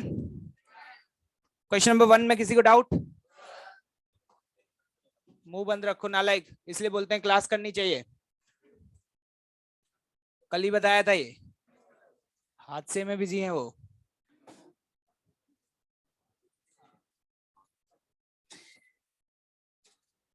ये स्टील, ये एल्यूमिनियम, ये स्टील। मैंने बोला था सबसे पहले ऐसे देखेंगे कौन ज्यादा एक्सपेंड होना चाहेगा, जिसका अल्फा ज्यादा होगा। जिसका अल्फा ज्यादा, किसका ज्यादा अल्फा, स्टील का या इसका? तो एल्यूमिनियम ज्यादा एक्सटेंड होना चाहेगा, लेकिन स्टील इतना नहीं चाहेगा, स्टील यहीं पे रुक जाएगा। ऐसा होता अगर ये दोनों वेल्डेड नहीं होते, ऊपर वाली सरफेस और नीचे वाली सरफेस, तो एल्यूमिनियम यहां तक पहुंच जाता और जो स्टील है वो थोड़ा कम होता। लेकिन अब एल्यूमिनियम स्टील से कहेगा थोड़ा आगे आओ, और स्टील एल्यूमिनियम से कहेगा थोड़ा पीछे आओ, तो फाइनली समझौता हो जाएगा इनके बीच में, और यहां कहीं जाकर के ये कंडीशन रुक जाएगी। तो इसका मतलब एल्यूमिनियम अपनी जो इस टेम्परेचर पर नेचुरल लेंथ होनी चाहिए थी उससे पीछे आया। तो इसका मतलब एल्यूमिनियम में जो स्ट्रेस डेवलप होगा दैट इज व्हाट, कंप्रेसिव। और स्टील में जो डेवलप हुआ, स्टील की जितनी होनी चाहिए उससे ज्यादा है, तो इसमें कितना होगा, टेंसाइल, और इसमें भी कितना होगा, टेंसाइल। देखिए कौन सा पार्ट मैच कर रहा है, कर रहा है। क्वेश्चन नंबर 2 हो गया। क्लास नोट्स, लेकिन बस याद रखना कि क्लास नोट्स में अपन ने एरिया और लेंथ सेम ले लिया था, इन्होंने सेम नहीं लिया, लेकिन कोई दिक्कत नहीं है, कोई दिक्कत नहीं है। एक्सप्रेशन तो लिखना आता है ना तुम्हें, ठीक है। क्वेश्चन नंबर 3, ठंड ठंड ठंड। पहली बात तो स्ट्रेन सेम होगा, स्ट्रेस स्ट्रेस सेम होगा। वैसे तो मैं स्ट्रेस भी नहीं बोलूंगा, मैं तो बोलूंगा फोर्स, लेकिन area of cross section same है, इसलिए अभी स्ट्रेस क्या होगा, सेम होगा। क्या बात क्लियर है? अगर यहां पर ये पूछा जाता कि ये जंक्शन कितना आगे शिफ्ट होगा, क्या वो कैलकुलेट कर सकते थे? वो तो कैलकुलेट कर मैंने बताया था, लेकिन चलो आज फिर से कर देता हूँ। जिन लोगों को नहीं समझ आया वो देख लेना, मुझे कोई दिक्कत नहीं है, तुम जितनी बार बोलोगे उतनी बार कर दो।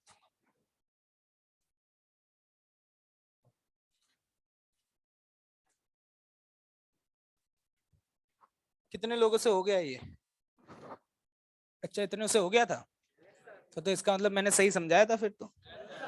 मुझे लग रहा था कि मैंने अच्छे से एक्सप्लेन नहीं किया होगा। अगर आप ऐसा सोच रहे हैं तो ये गलत है, पहले बता देता हूँ।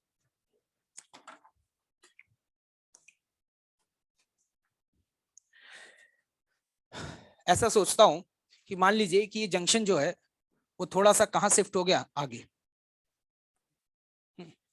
वैसे तो ये जो रॉड है ये एक्सपेंड होकर के कहां तक पहुंचना चाहती थी, L1 अल्फा 1 डेल्टा टी, लेकिन आज इसकी वजह से इतना नहीं पहुंच पाई, सिर्फ कितना पहुंच पाई, x।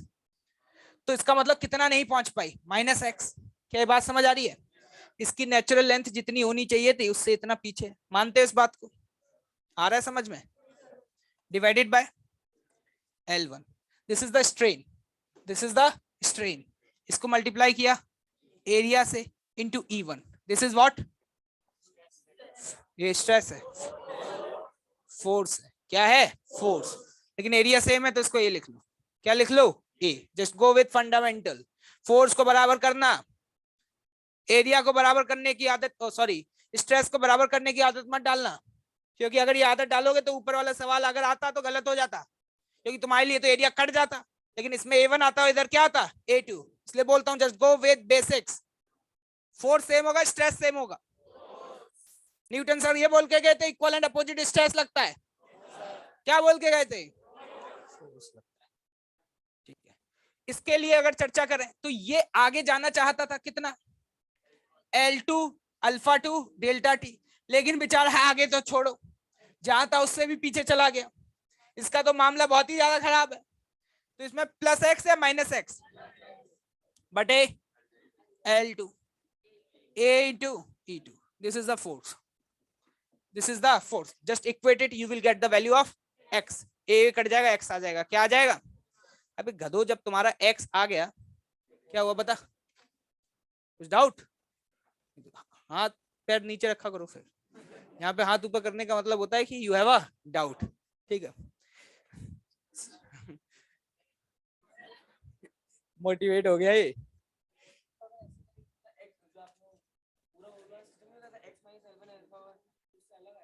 नहीं लिख सकते ऐसे, इसके लिए कहाँ लिख सकते हो भैया, इसके लिए नहीं लिख सकते ना, इधर माइनस होगा इधर प्लस होगा, इधर ले भी आएगा तो सेम कहाँ बन रहा है, इस पे नेट फोर्स 0 है क्या, नहीं है। इधर कहाँ बताया था, जब लिख रहे हो तो ध्यान तो रखो, अगर उधर भी ले जा रहे हो तो क्या सब में प्लस प्लस कर दोगे क्या? देखो भाई वो कोई ट्रिक थोड़ी है, वो तो एक मैथमेटिकल इक्वेशन है जो देख करके समझ आ रहा था, यहाँ कहाँ कैसे लिख देगा, ठीक, क्या यहाँ से x की वैल्यू आ जाएगी? अरे गरीबों, अगर x आ गया तो x पुट कर दोगे तो फोर्स नहीं आ जाएगा? अच्छा, बहुत गंदा है। मैथ्स है भैया। तुम्हें किसने बोला था कि इंजीनियरिंग की तैयारी कर लो? तुमसे मैथ्स नहीं झेलती है? आईआईटी एनआईटीज में पहुंच गए तो वहां पे तुम फर्स्ट ईयर में मैथ्स में बैक लेकर के आ जाओगे, क्योंकि वहां तो बहुत टफ मैथ्स होती है, तुम्हारी तो बाउंस मार जाएगी। हाँ, तो उसके लिए इतना दिमाग था ना कि बिना पढ़े भी पास हो गए थे। वहां जो लोग पहुंच जाते हैं वो बिना पढ़े भी पास हो जाते हैं, तुम तो पहुंचोगे नहीं फिर। क्या ये बात क्लियर है भाई? देख इसके, अच्छा तो तुम पहले बता देते कैलकुलेशन नहीं हो रही है, मैं भी मना कर देता। मेरी कैलकुलेशन अच्छी है, तुम्हारी? हाँ, बहुत अच्छा खेल रहे हो बेटा। Question number 4। 4 हो गया। दोनों में सेम एक्सपेंशन होगा, तो कोई भी खाली स्पेस बचने वाला नहीं है। क्वेश्चन नंबर 5, ये 2 बार गामा क्यों दिया है? ऐसे ही ज्यादा अच्छे से एक्सप्लेन कर रहे हैं। ये तो हो ही गया होगा यार। ठीक है, क्वेश्चन नंबर 6। 6 पूछ रहा है, शर्म नहीं आ रही तेरे को? नोट्स में था क्वेश्चन।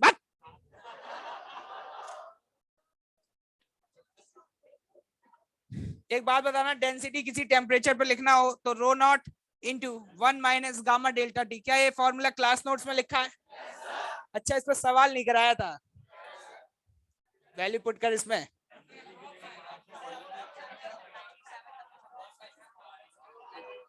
हाँ, अप्रोक्स नहीं है, लीनियर। पहली बात तो लीनियर एक्सपेंशन पूछा है और बिल्कुल सही आंसर आ रहा है। मुंह, मुंह बंद। अरे भाई मुंह बंद रखो। अगर तुम्हारा एग्जैक्ट नहीं आ रहा तो एक काम करो, बाइनोमियल अप्रोक्सीमेशन मत लो, ऐसे लिख लो।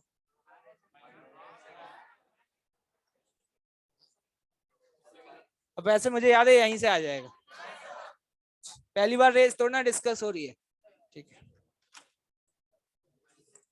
क्या हो जाएगा सॉल्व? लेकिन बेटा याद रखना, अल्फा पूछा है, gamma will not be answer. Alpha, alpha और गामा में रिलेशन पता है? अल्फा इज गामा बाय है। हाँ, तो सही तो लिख रहा हूँ।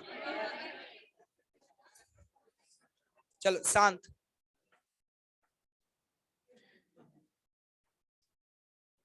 पूरे टाइम ये तुम्हारी नौटंकी चलती रहती है, कोई टेबल फैन ऑन करेगा, कोई बंद करेगा।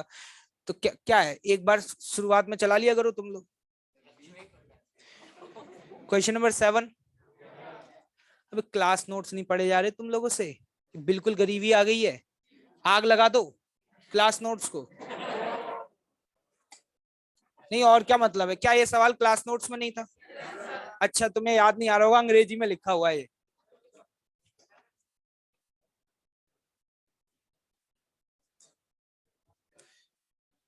एक बात बताओ, अगर मैं ये सवाल आपसे पूछूं, देख लो देख लो, फिर से बता देता हूं, मुझे कोई दिक्कत नहीं है। मुझसे 10 बार पूछ लो, मैं 10 बार बता दूंगा, लेकिन सीखना तो तुम्हें ही है। मान लो ये कंटेनर है, इसका coefficient of linear expansion alpha दिया हुआ है, लिक्विड का गामा दिया हुआ है। ठीक है, ये लिक्विड का है, लिक्विड का। पता चले कि इसको 3 अल्फा लिख दिए। ये लिक्विड का है और ये किसका है? इसका। और मान लो यहाँ पर ये एच हाइट तक है राइज। अगर मैं आपसे ये पूछूं कि जब मैंने टेम्परेचर बढ़ाया, इस सिस्टम का टेम्परेचर बढ़ा दिया, तो ये लेवल ऊपर बढ़ गया, तो व्हाट इज राइज या फाइनल हाइट क्या होगी? जैसे यहाँ तो इन्होंने डेल्टा एच ही पूछा है। क्या पूछा है? डेल्टा एच ही पूछा है, सिर्फ इतना ही पूछा गया। मैंने तो जबकि फाइनल हाइट भी निकाल दी थी। क्या निकाली थी? फाइन। मैंने कहा देखो भाई, मुझे ज्यादा कुछ नहीं आता, मैं तो सिर्फ अटैक करता हूँ वॉल्यूम पर। किस पर अटैक करता हूँ? वॉल्यूम पर। मैंने कहा इनिशियल वॉल्यूम था वी नॉट। कितना था? V naught. बराबर लिख सकता हूँ initial area of cross section into height. अरे लिख सकता हूँ, क्योंकि आ रहा है समझ में? मैंने कहा फाइनल वॉल्यूम बदल गया। लिक्विड के लिए फाइनल वॉल्यूम क्या लिखोगे? V naught into 1 + γ L delta T. ये थर्मल एक्सपेंशन, ये फॉर्मूला याद है? अगर टेम्परेचर बढ़ाओगे तो क्या फाइनल वॉल्यूम लिक्विड का ये हो जाएगा? लेकिन वॉल्यूम को लिखने का एक और तरीका होता है। क्या लिख सकते हैं? क्या इसको फाइनल वाला एरिया इंटू फाइनल वाली हाइट लिख सकते हैं? क्या एक बात बताओ, यहां से ये वाला फाइनल एरिया नीचे डिवाइड कर दें तो मेरे हिसाब से जो फाइनल हाइट है वो कितनी आएगी, V naught into 1 plus gamma L delta T upon final वाला एरिया। लेकिन फाइनल वाला एरिया किसका है, ये कंटेनर का। कंटेनर का एरिया चेंज होगा, अगर चेंज हुआ तो कितना हो जाएगा, ए नॉट 1 प्लस बीटा। लेकिन बीटा कितना, V naught upon A naught को एच नॉट लिख सकते हैं। क्या लिख सकते हैं, H naught. Just go to take the binomial approximation. वैसे ही समझ में आ जाता है, ज्यादा मत लिया करो, देख लिया करो, इधर गामा एल है इधर 2 अल्फा एल है। शॉर्ट ट्रिक बता रहा हूँ, सीधे सीधे पता है क्या बनेगा, H not 1 plus gamma L minus 2 alpha into delta T. अब ये बता दो जल्दी से, क्या ये क्वेश्चन क्लास नोट्स में था?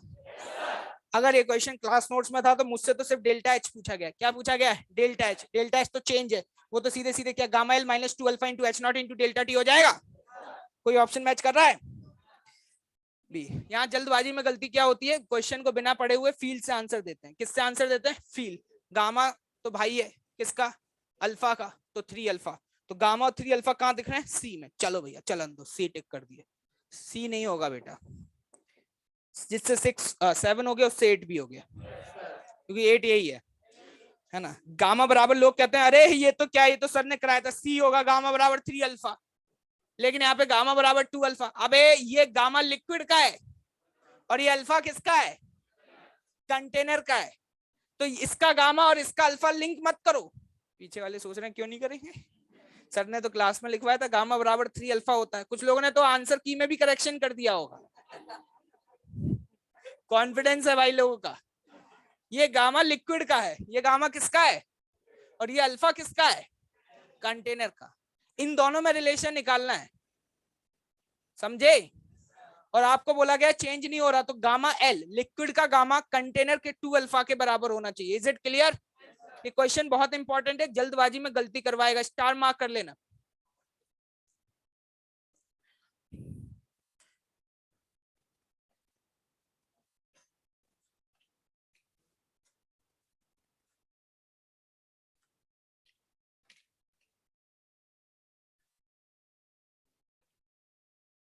कौन सा क्वेश्चन था ये, 7?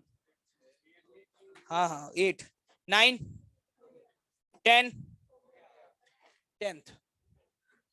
10th समझ में नहीं आता कि वो क्या रहा है, पढ़ना एक बार क्वेश्चन। लीटर फ्लास्क मरकरी, ठीक है।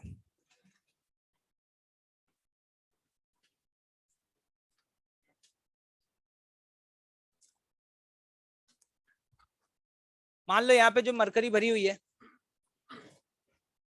हाँ कर लो और बात कर लो। यहाँ पे जो मरकरी भरी हुई है उसका वॉल्यूम जो है वो V1 है। कितना है, V1। और ये जो कंटेनर है, कंटेनर सपोज मान लेते हैं इसका वॉल्यूम कितना है, V2। ठीक है। यहाँ क्या है ना, ऊपर हवा है। जब टेम्परेचर बढ़ाया गया, जब टेम्परेचर बढ़ाया गया तो हमें ये बोला गया है कि जो हवा है, हवा, क्वेश्चन पढ़ लो जल्दी से। It is found that at different temperature the volume of air inside the flask remains the same। इसका मतलब बेसिकली पता है क्या है, हवा, अगर मैं पूछूं कि हवा का वॉल्यूम कितना होगा तो आप कहेंगे V2 माइनस V1। तो बेसिकली वो ये आपसे कहना चाह रहा है V2 माइनस V1 किसी भी टेम्परेचर पे निकाल लेना, हर टेम्परेचर पे ये वैल्यू क्या आ रही है, कांस्टेंट आ रही है। क्या मेरी बात समझ आई? वैसे तो एक लाइन में सॉल्व हो चुका है, मुझे तुरंत पता चल गया कि क्या रिलेशन आने वाला है, लेकिन हो सकता है कि तुम्हें क्लिक ना करे, क्योंकि ऐसा क्वेश्चन मैंने रॉड के लिए कराया था। Difference of a length remains constant, तो L1 अल्फा 1 बराबर L2 अल्फा 2, तो वही रिलेशन यहाँ भी है। लेकिन मैं आपको बिल्कुल जीरो लेवल से प्रूफ करूंगा, कोई दिक्कत नहीं है। मैंने कहा कि इनिशियल डिफरेंस ये था, मैं आपसे कहूं कि टी टेम्परेचर बढ़ाने के बाद या डेल्टा टी टेम्परेचर बढ़ाने के बाद V1 की वैल्यू कितनी हो जाएगी। नया वाला मान लेते हैं, वॉल्यूम हो गया V1 डैश बराबर क्या लिखोगे, V1 into 1 plus gamma, gamma L मतलब गामा मरकरी का, क्या सही लिख रहा हूं क्या, इंटू डेल्टा टी। क्या ये सभी को समझ आया? ये है डेल्टा टी टेम्परेचर बढ़ाने के बाद मरकरी का वॉल्यूम। क्लियर है? अब जरा बताइएगा, कंटेनर का वॉल्यूम अगर आपसे पूछूं तो वो क्या लिखेंगे, नया वाला। सो गए क्या? तो जल्दी बताओ क्या लिखोगे, V2 इंटू 1 प्लस यहां पर, लेकिन इसके लिए बात कर रहे हैं, इसका अल्फा दिया हुआ है तो अल्फा लिखोगे या इसका गामा, क्या 3 अल्फा डेल्टा टी लिखूंगा? भाइयों ये चीजें तुम्हें क्लिक कर जाती हैं, सिर्फ मेरे को ही करती हैं, कर रही हैं? इसका डिफरेंस निकालो, V1 dash minus V2 dash, इसमें से इसको जब सब्ट्रैक्ट करोगे तो क्या लिखोगे, V1 minus V2 plus V1 gamma of mercury, देखते रहना, माइनस, गलती हो जाए तो चेक करना calculation, V2 into 3 alpha multiplied by delta T. बिल्कुल जीरो लेवल से कर रहा हूं तुम्हारी तरह से, जैसे तुम सोचते हो, जिससे तुम बाद में ना कहो कि सर ने स्टेप स्किप कर दिया था, ठीक है।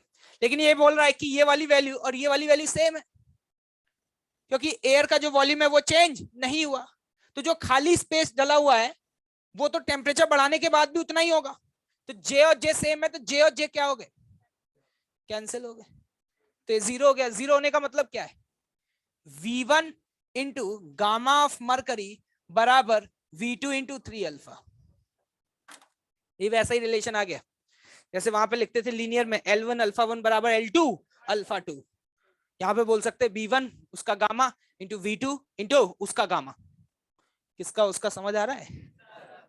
बस फंसाए जा रहे हो कांटे पे कांटे। मुझे लगता है कि इनमें से काफी सारी वैल्यूज दी हुई है, ये पूछा गया है, ये दिया हुआ है, ये है 1 लीटर, क्या है 1 लीटर, क्या यहाँ से V1 आ जाएगा, लेकिन यहाँ से V1 आपका आएगा लीटर्स में, किसमें आएगा, लीटर्स में, तो कोई दिक्कत नहीं है, लीटर, और हमें किसमें आंसर देना है, सेंटीमीटर क्यूब। लीटर और सेंटीमीटर क्यूब में रिलेशन क्या होता है, 1 लीटर, बता दे रहे हैं भाई, मुझे तो आता नहीं है, सब तुम बताओगे क्या होता है, क्या 1 लीटर बराबर 1000 सेंटीमीटर क्यूब होता है? तो ये सीसी लिखा हुआ ना, सीसी, ये वो वाली सीसी नहीं है बेटा, ये सेंटीमीटर क्यूब है, क्या है, सेंटीमीटर क्यूब, ये वॉल्यूम बताता है। जैसे आप देखते होंगे, पूछते हैं ना भाई ये बाइक तुम्हारे कितने सीसी की है, तो वो बोलता है 100 सीसी, तो जो 100 और आगे सीसी है वो सेंटीमीटर क्यूब है, वो क्या बताता है आपको, 100 सीसी आपको बताता है कि जो इंजन के अंदर जो सिलेंडर लगा हुआ है, जिसके अंदर पिस्टन लगा हुआ है, उसका वॉल्यूम। नहीं समझे? जैसे पूछते हैं ना भाई तुम्हारी गाड़ी कितने सीसी की है, तो स्टाइल मारते हैं 800 CC, 500 CC, that is the volume of a cylinder that is fitted inside the car. क्या क्लियर है ये बात? ठीक है, नेक्स्ट क्वेश्चन नंबर 11। अब 11 कौन पूछता है, तो संन्यास ले लूं क्या मैं, 11 ही पूछ लिया भाई, बाय मेटेलिक स्ट्रिप समझ ही नहीं आ रहा। क्वेश्चन नंबर 12 पूछो तो सही तुम एक बार, यहीं पे तुम्हें भी बाय मेटेलिक स्ट्रिप की तरह बैंड कर दूंगा, फिर देखते रहना कि कहाँ का टेम्परेचर ज्यादा कहाँ का कम है। जल्दी लो भाई, शीट ले आ जल्दी।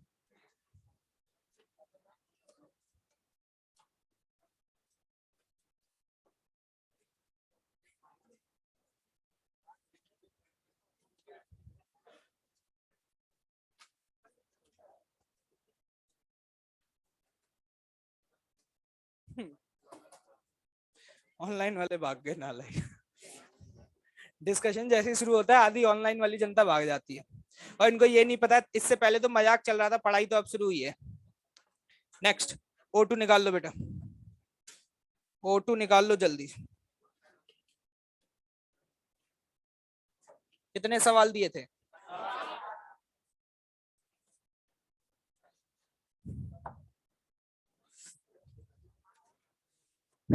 बातचीत नहीं। क्वेश्चन नंबर 1,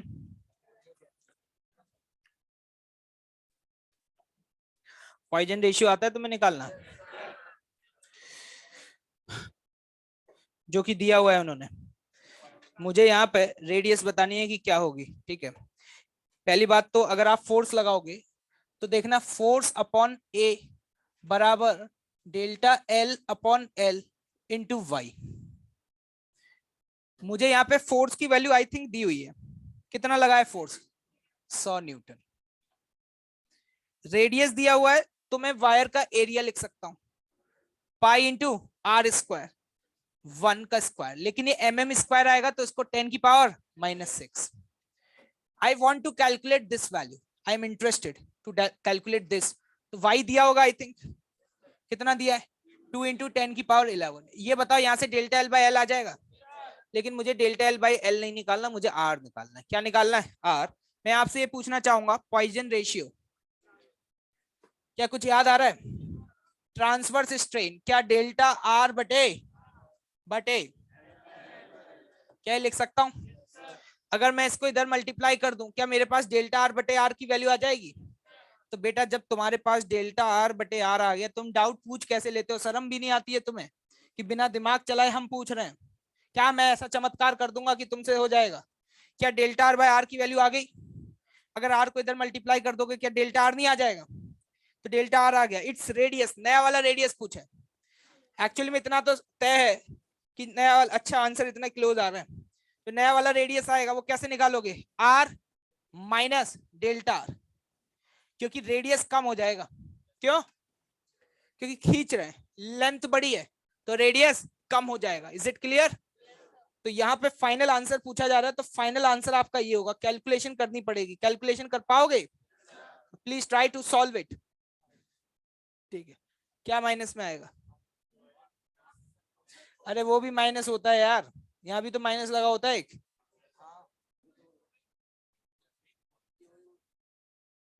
क्या बताऊं यार। हाँ तो वो वहां से अपने आप ही समझ में आ रहा है ना, वो वैल्यू नेगेटिव है, कम हो गया। ये क्वेश्चन नंबर 1 सॉल्व कर लोगे? Okay thank you. Question number 2, question number 2 समझ में नहीं आता कहना क्या चाह रहा है। मैंने आपको वेपोराइजेशन का मेथड बताया था, अरे बताया था। बॉइलिंग और वेपोराइजेशन में डिफरेंस क्या, ये बताया था। वेपोराइजेशन में क्या होता है, उसको एनर्जी कहीं बाहर से नहीं मिलती, भाई बंधुओं से एनर्जी लेकर के बाहर जाता है।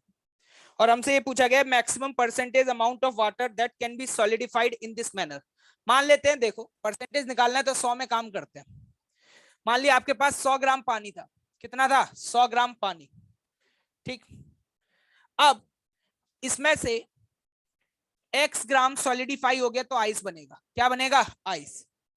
जब 100 ग्राम पानी 0 डिग्री सेल्सियस पर है साहब, बर्फ बनेगा तो एनर्जी रिलीज करेगा, और ये जो एनर्जी रिलीज हो रही है, ये बचे हुए भाई बंधुओं को एनर्जी देगा और कहेगा जा तू जिंदगी जी ले, तो वो वेपर बन जाएगा। क्या बन जाएगा? वेपर। तो इसका मतलब वेपर कितना बनेगा? 100 माइनस एक्स। तो आपसे पूछा जा रहा है कि एक्स की वैल्यू बता दो। वैसे तो परसेंटेज पूछा गया, लेकिन मैंने 100 ले लिया तो वैसे ही आ जाएगा।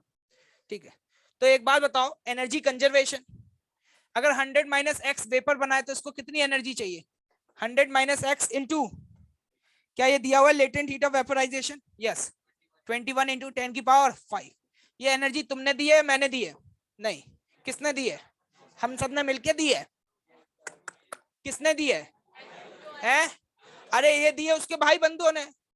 उनने देखा कि सब लोग गरीबी में ही जी रहे हैं, पूरे का टेम्परेचर ही 0 है, तो उससे अच्छा उन्होंने सोचा कि अपने कुछ भाई बंधुओं की मेहनत करके मदद कर देते हैं, तो वो खुद तो सॉलिड हो गए। क्या हो गए? सॉलिड। तो उसको सॉलिड होने में उसने कितनी एनर्जी रिलीज करी? x into 3.36 into 10⁵। क्या हम यहां से x की वैल्यू निकाल लेंगे? वही आंसर हो जाएगा। अब लोग कहते हैं आपको कैसे पता 100 ग्राम पानी लेना है? मैंने कहा तुम 100 नहीं, तुम 1 ले लो। क्या ले लो? 1। परसेंटेज निकालना है। क्या निकालना है? परसेंटेज। तो वो हर बार सेम ही आएगा। मेरी बात समझ रहे हो? नहीं समझ रहे तो दिमाग लगाओ। इट्स मैथमेटिकल स्किल्स जो कि आपको यूज करनी चाहिए खुद से। 100 ले लोगे और मैं कहूंगी 50% नंबर आए तो 50 आएंगे तुम्हारे। 10 ले लोगे और मैं कहूंगा 50% आए तो 5 आएंगे। परसेंटेज पे कोई भी फर्क नहीं पड़ने वाला, क्योंकि वो तो इस पर डिपेंड कर। वेपर बाहर निकल रहा है तो वहां पे वेपर प्रेशर क्रिएट करना है, तो क्या होगा? जो आइस है वही वेपर बनाना शुरू कर देगी, और अपनी इंटरनल एनर्जी को यूज करके उसमें से कुछ क्या बना देगा? वेपर बना देगा। ठीक, क्वेश्चन नंबर 3, जिन लोगों का आंसर मैच नहीं हो रहा है वो लोग याद रखें, इसमें इन्होंने ये फ्लास्क है, इसको भी कंसिडर करना पड़ेगा। ठीक है ना? जो फ्लास्क जिन्होंने कैलकुलेट किया होगा, टाइम दिया होगा, उनको समझ आ गया होगा। ठीक है, ये जो फ्लास्क है ना, फ्लास्क वो भी एनर्जी एब्जॉर्ब करेगा। जो फ्लास्क है वो भी एनर्जी क्या करेगा? एब्जॉर्ब करेगा। Then you have to consider, लिख लो कंसीडर, वो कट जाता है बाद में टर्म, लेकिन कंसिडर करना पड़ेगा। Consider the heat capacity of the flask, consider the heat capacity of a flask.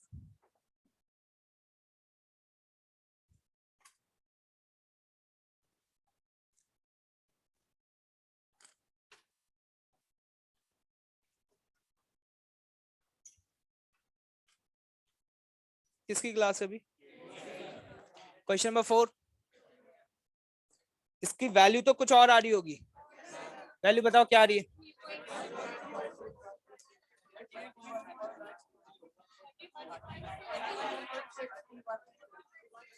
31.620 mm ये आ रही है।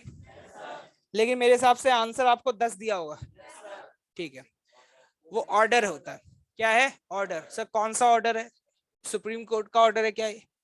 ऑर्डर का मतलब क्या होता है समझ लो। पहले क्या है कि ये जो नंबर लिखा हुआ है इसको 0 से 9 के बीच में लेके आओ। किसके बीच में? 0 से 9। वो कैसे आएगा? 3.1620 इंटू 10 की पावर 1। क्या मैं इस तरीके से लिख सकता हूं या नहीं? पहले ये बताओ। जो भी कोई नंबर दिया हुआ है क्या उस नंबर को इस तरीके से एक्सपोनेंट फॉर्म में लिखा जा सकता है? जब आप एक्सपोनेंट फॉर्म में लिखें, बी केयरफुल, ये वाला वैसे तो आपको आगे जाके पढ़ाया जाएगा, लेकिन अच्छी बात है अभी आ गया तो मैं भी बता देता हूँ। तो उस समय 10 की जो पावर होती है ना, जैसे अभी 10 की पावर क्या है? 1, ठीक है। That is the order, that is what? Order. इसलिए आंसर कितना दिया हुआ है? 10। समझ में आया? आपने सही कैलकुलेट किया है, लेकिन आपने जो कैलकुलेट किया है उसने वो नहीं पूछा है। उसने ऑर्डर पूछा है कि किस ऑर्डर में एक्सपेंशन होगा, तो वो कहेंगे 10 mm के ऑर्डर का एक्सपेंशन है ये। हाँ, अप टू द फर्स्ट। ये वाला नंबर याद रखो, 0 से 9 के बीच में होना चाहिए, बस इतनी सी पहली डिजिट 0 से 9 के बीच में होनी चाहिए। क्लियर? क्वेश्चन नंबर 5, 5 पूछ के तो देखो एक बार।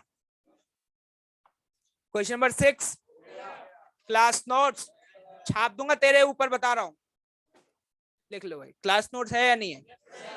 क्लास नोट्स हम अपने लिए लिख रहे हैं किसी और के लिए? किसी और के लिए, तो कोई कोई दिक्कत की बात नहीं है फिर तो, ठीक है। क्वेश्चन नंबर 7 हो गया? You have to integrate the expression. Thank you. S2 में आइए। S1 कहां से आ गई? बिल्कुल नशे में हो, किया हो तो पता हो कि S2 है कि S1 है। क्वेश्चन नंबर 1, क्वेश्चन नंबर 2, 2 तो हो गया होगा। चलिए, थैंक यू। रोटेशन की S2 डिस्कस तो करी नहीं अभी, ठीक है। दोबारा अटेम्प्ट करो, अब तो और मैच्योर हो गए होगे, 2-3 प्रैक्टिस टेस्ट सॉल्व कर लिए। कल डिस्कशन होगा S2 का। किसका? S2 का। रोटेशन की जो क्वेश्चन नहीं हुए हैं दोबारा करो, ठीक है। जब तक लगे रहो जब तक नहीं हो जाते, ठीक है। कल करूंगा डिस्कशन, याद रखना।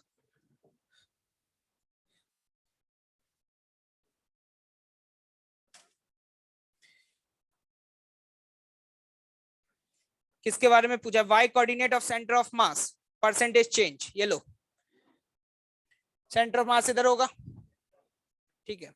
इसमें चेंज पूछा है। इसमें एक बात बताना, ये लेंथ कितनी होगी अगर रॉड की लेंथ L है तो?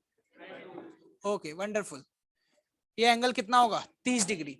मुझे y की वैल्यू बता दो जल्दी से। 10-30 बराबर y/L/2 लिख सकता हूँ। 10-30 की वैल्यू क्या होती है? हैं? y की वैल्यू कितनी आ रही है?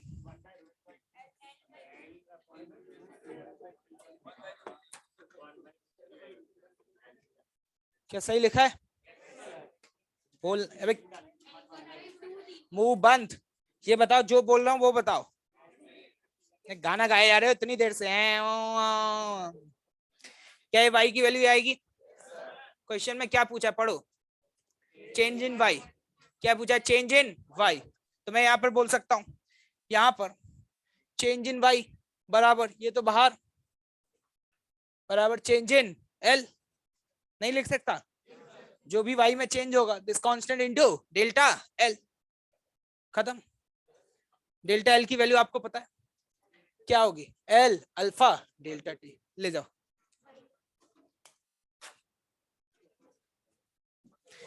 होमवर्क लिखिए, चलिए।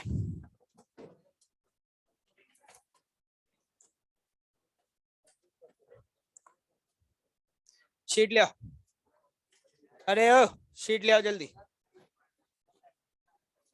हाँ नहीं दिया वो,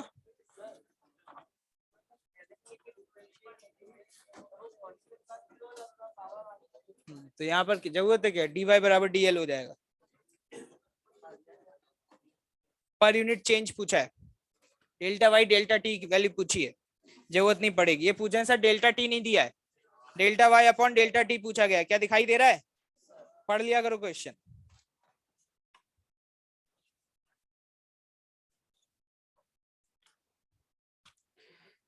क्वेश्चन लिखे, सेलेक्टिव क्वेश्चंस दे रहा हूं, JEE Mains. Question number 1, question number 3, question number 5, question number 7, 9, 10, मैं बोल लूं,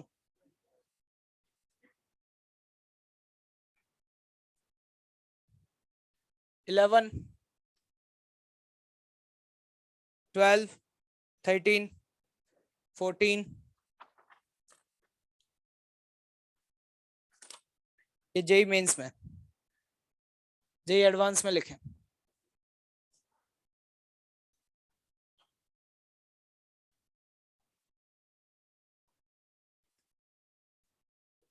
क्वेश्चन नंबर 3, 4, 6,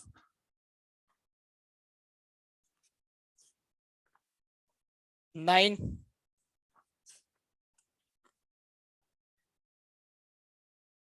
12,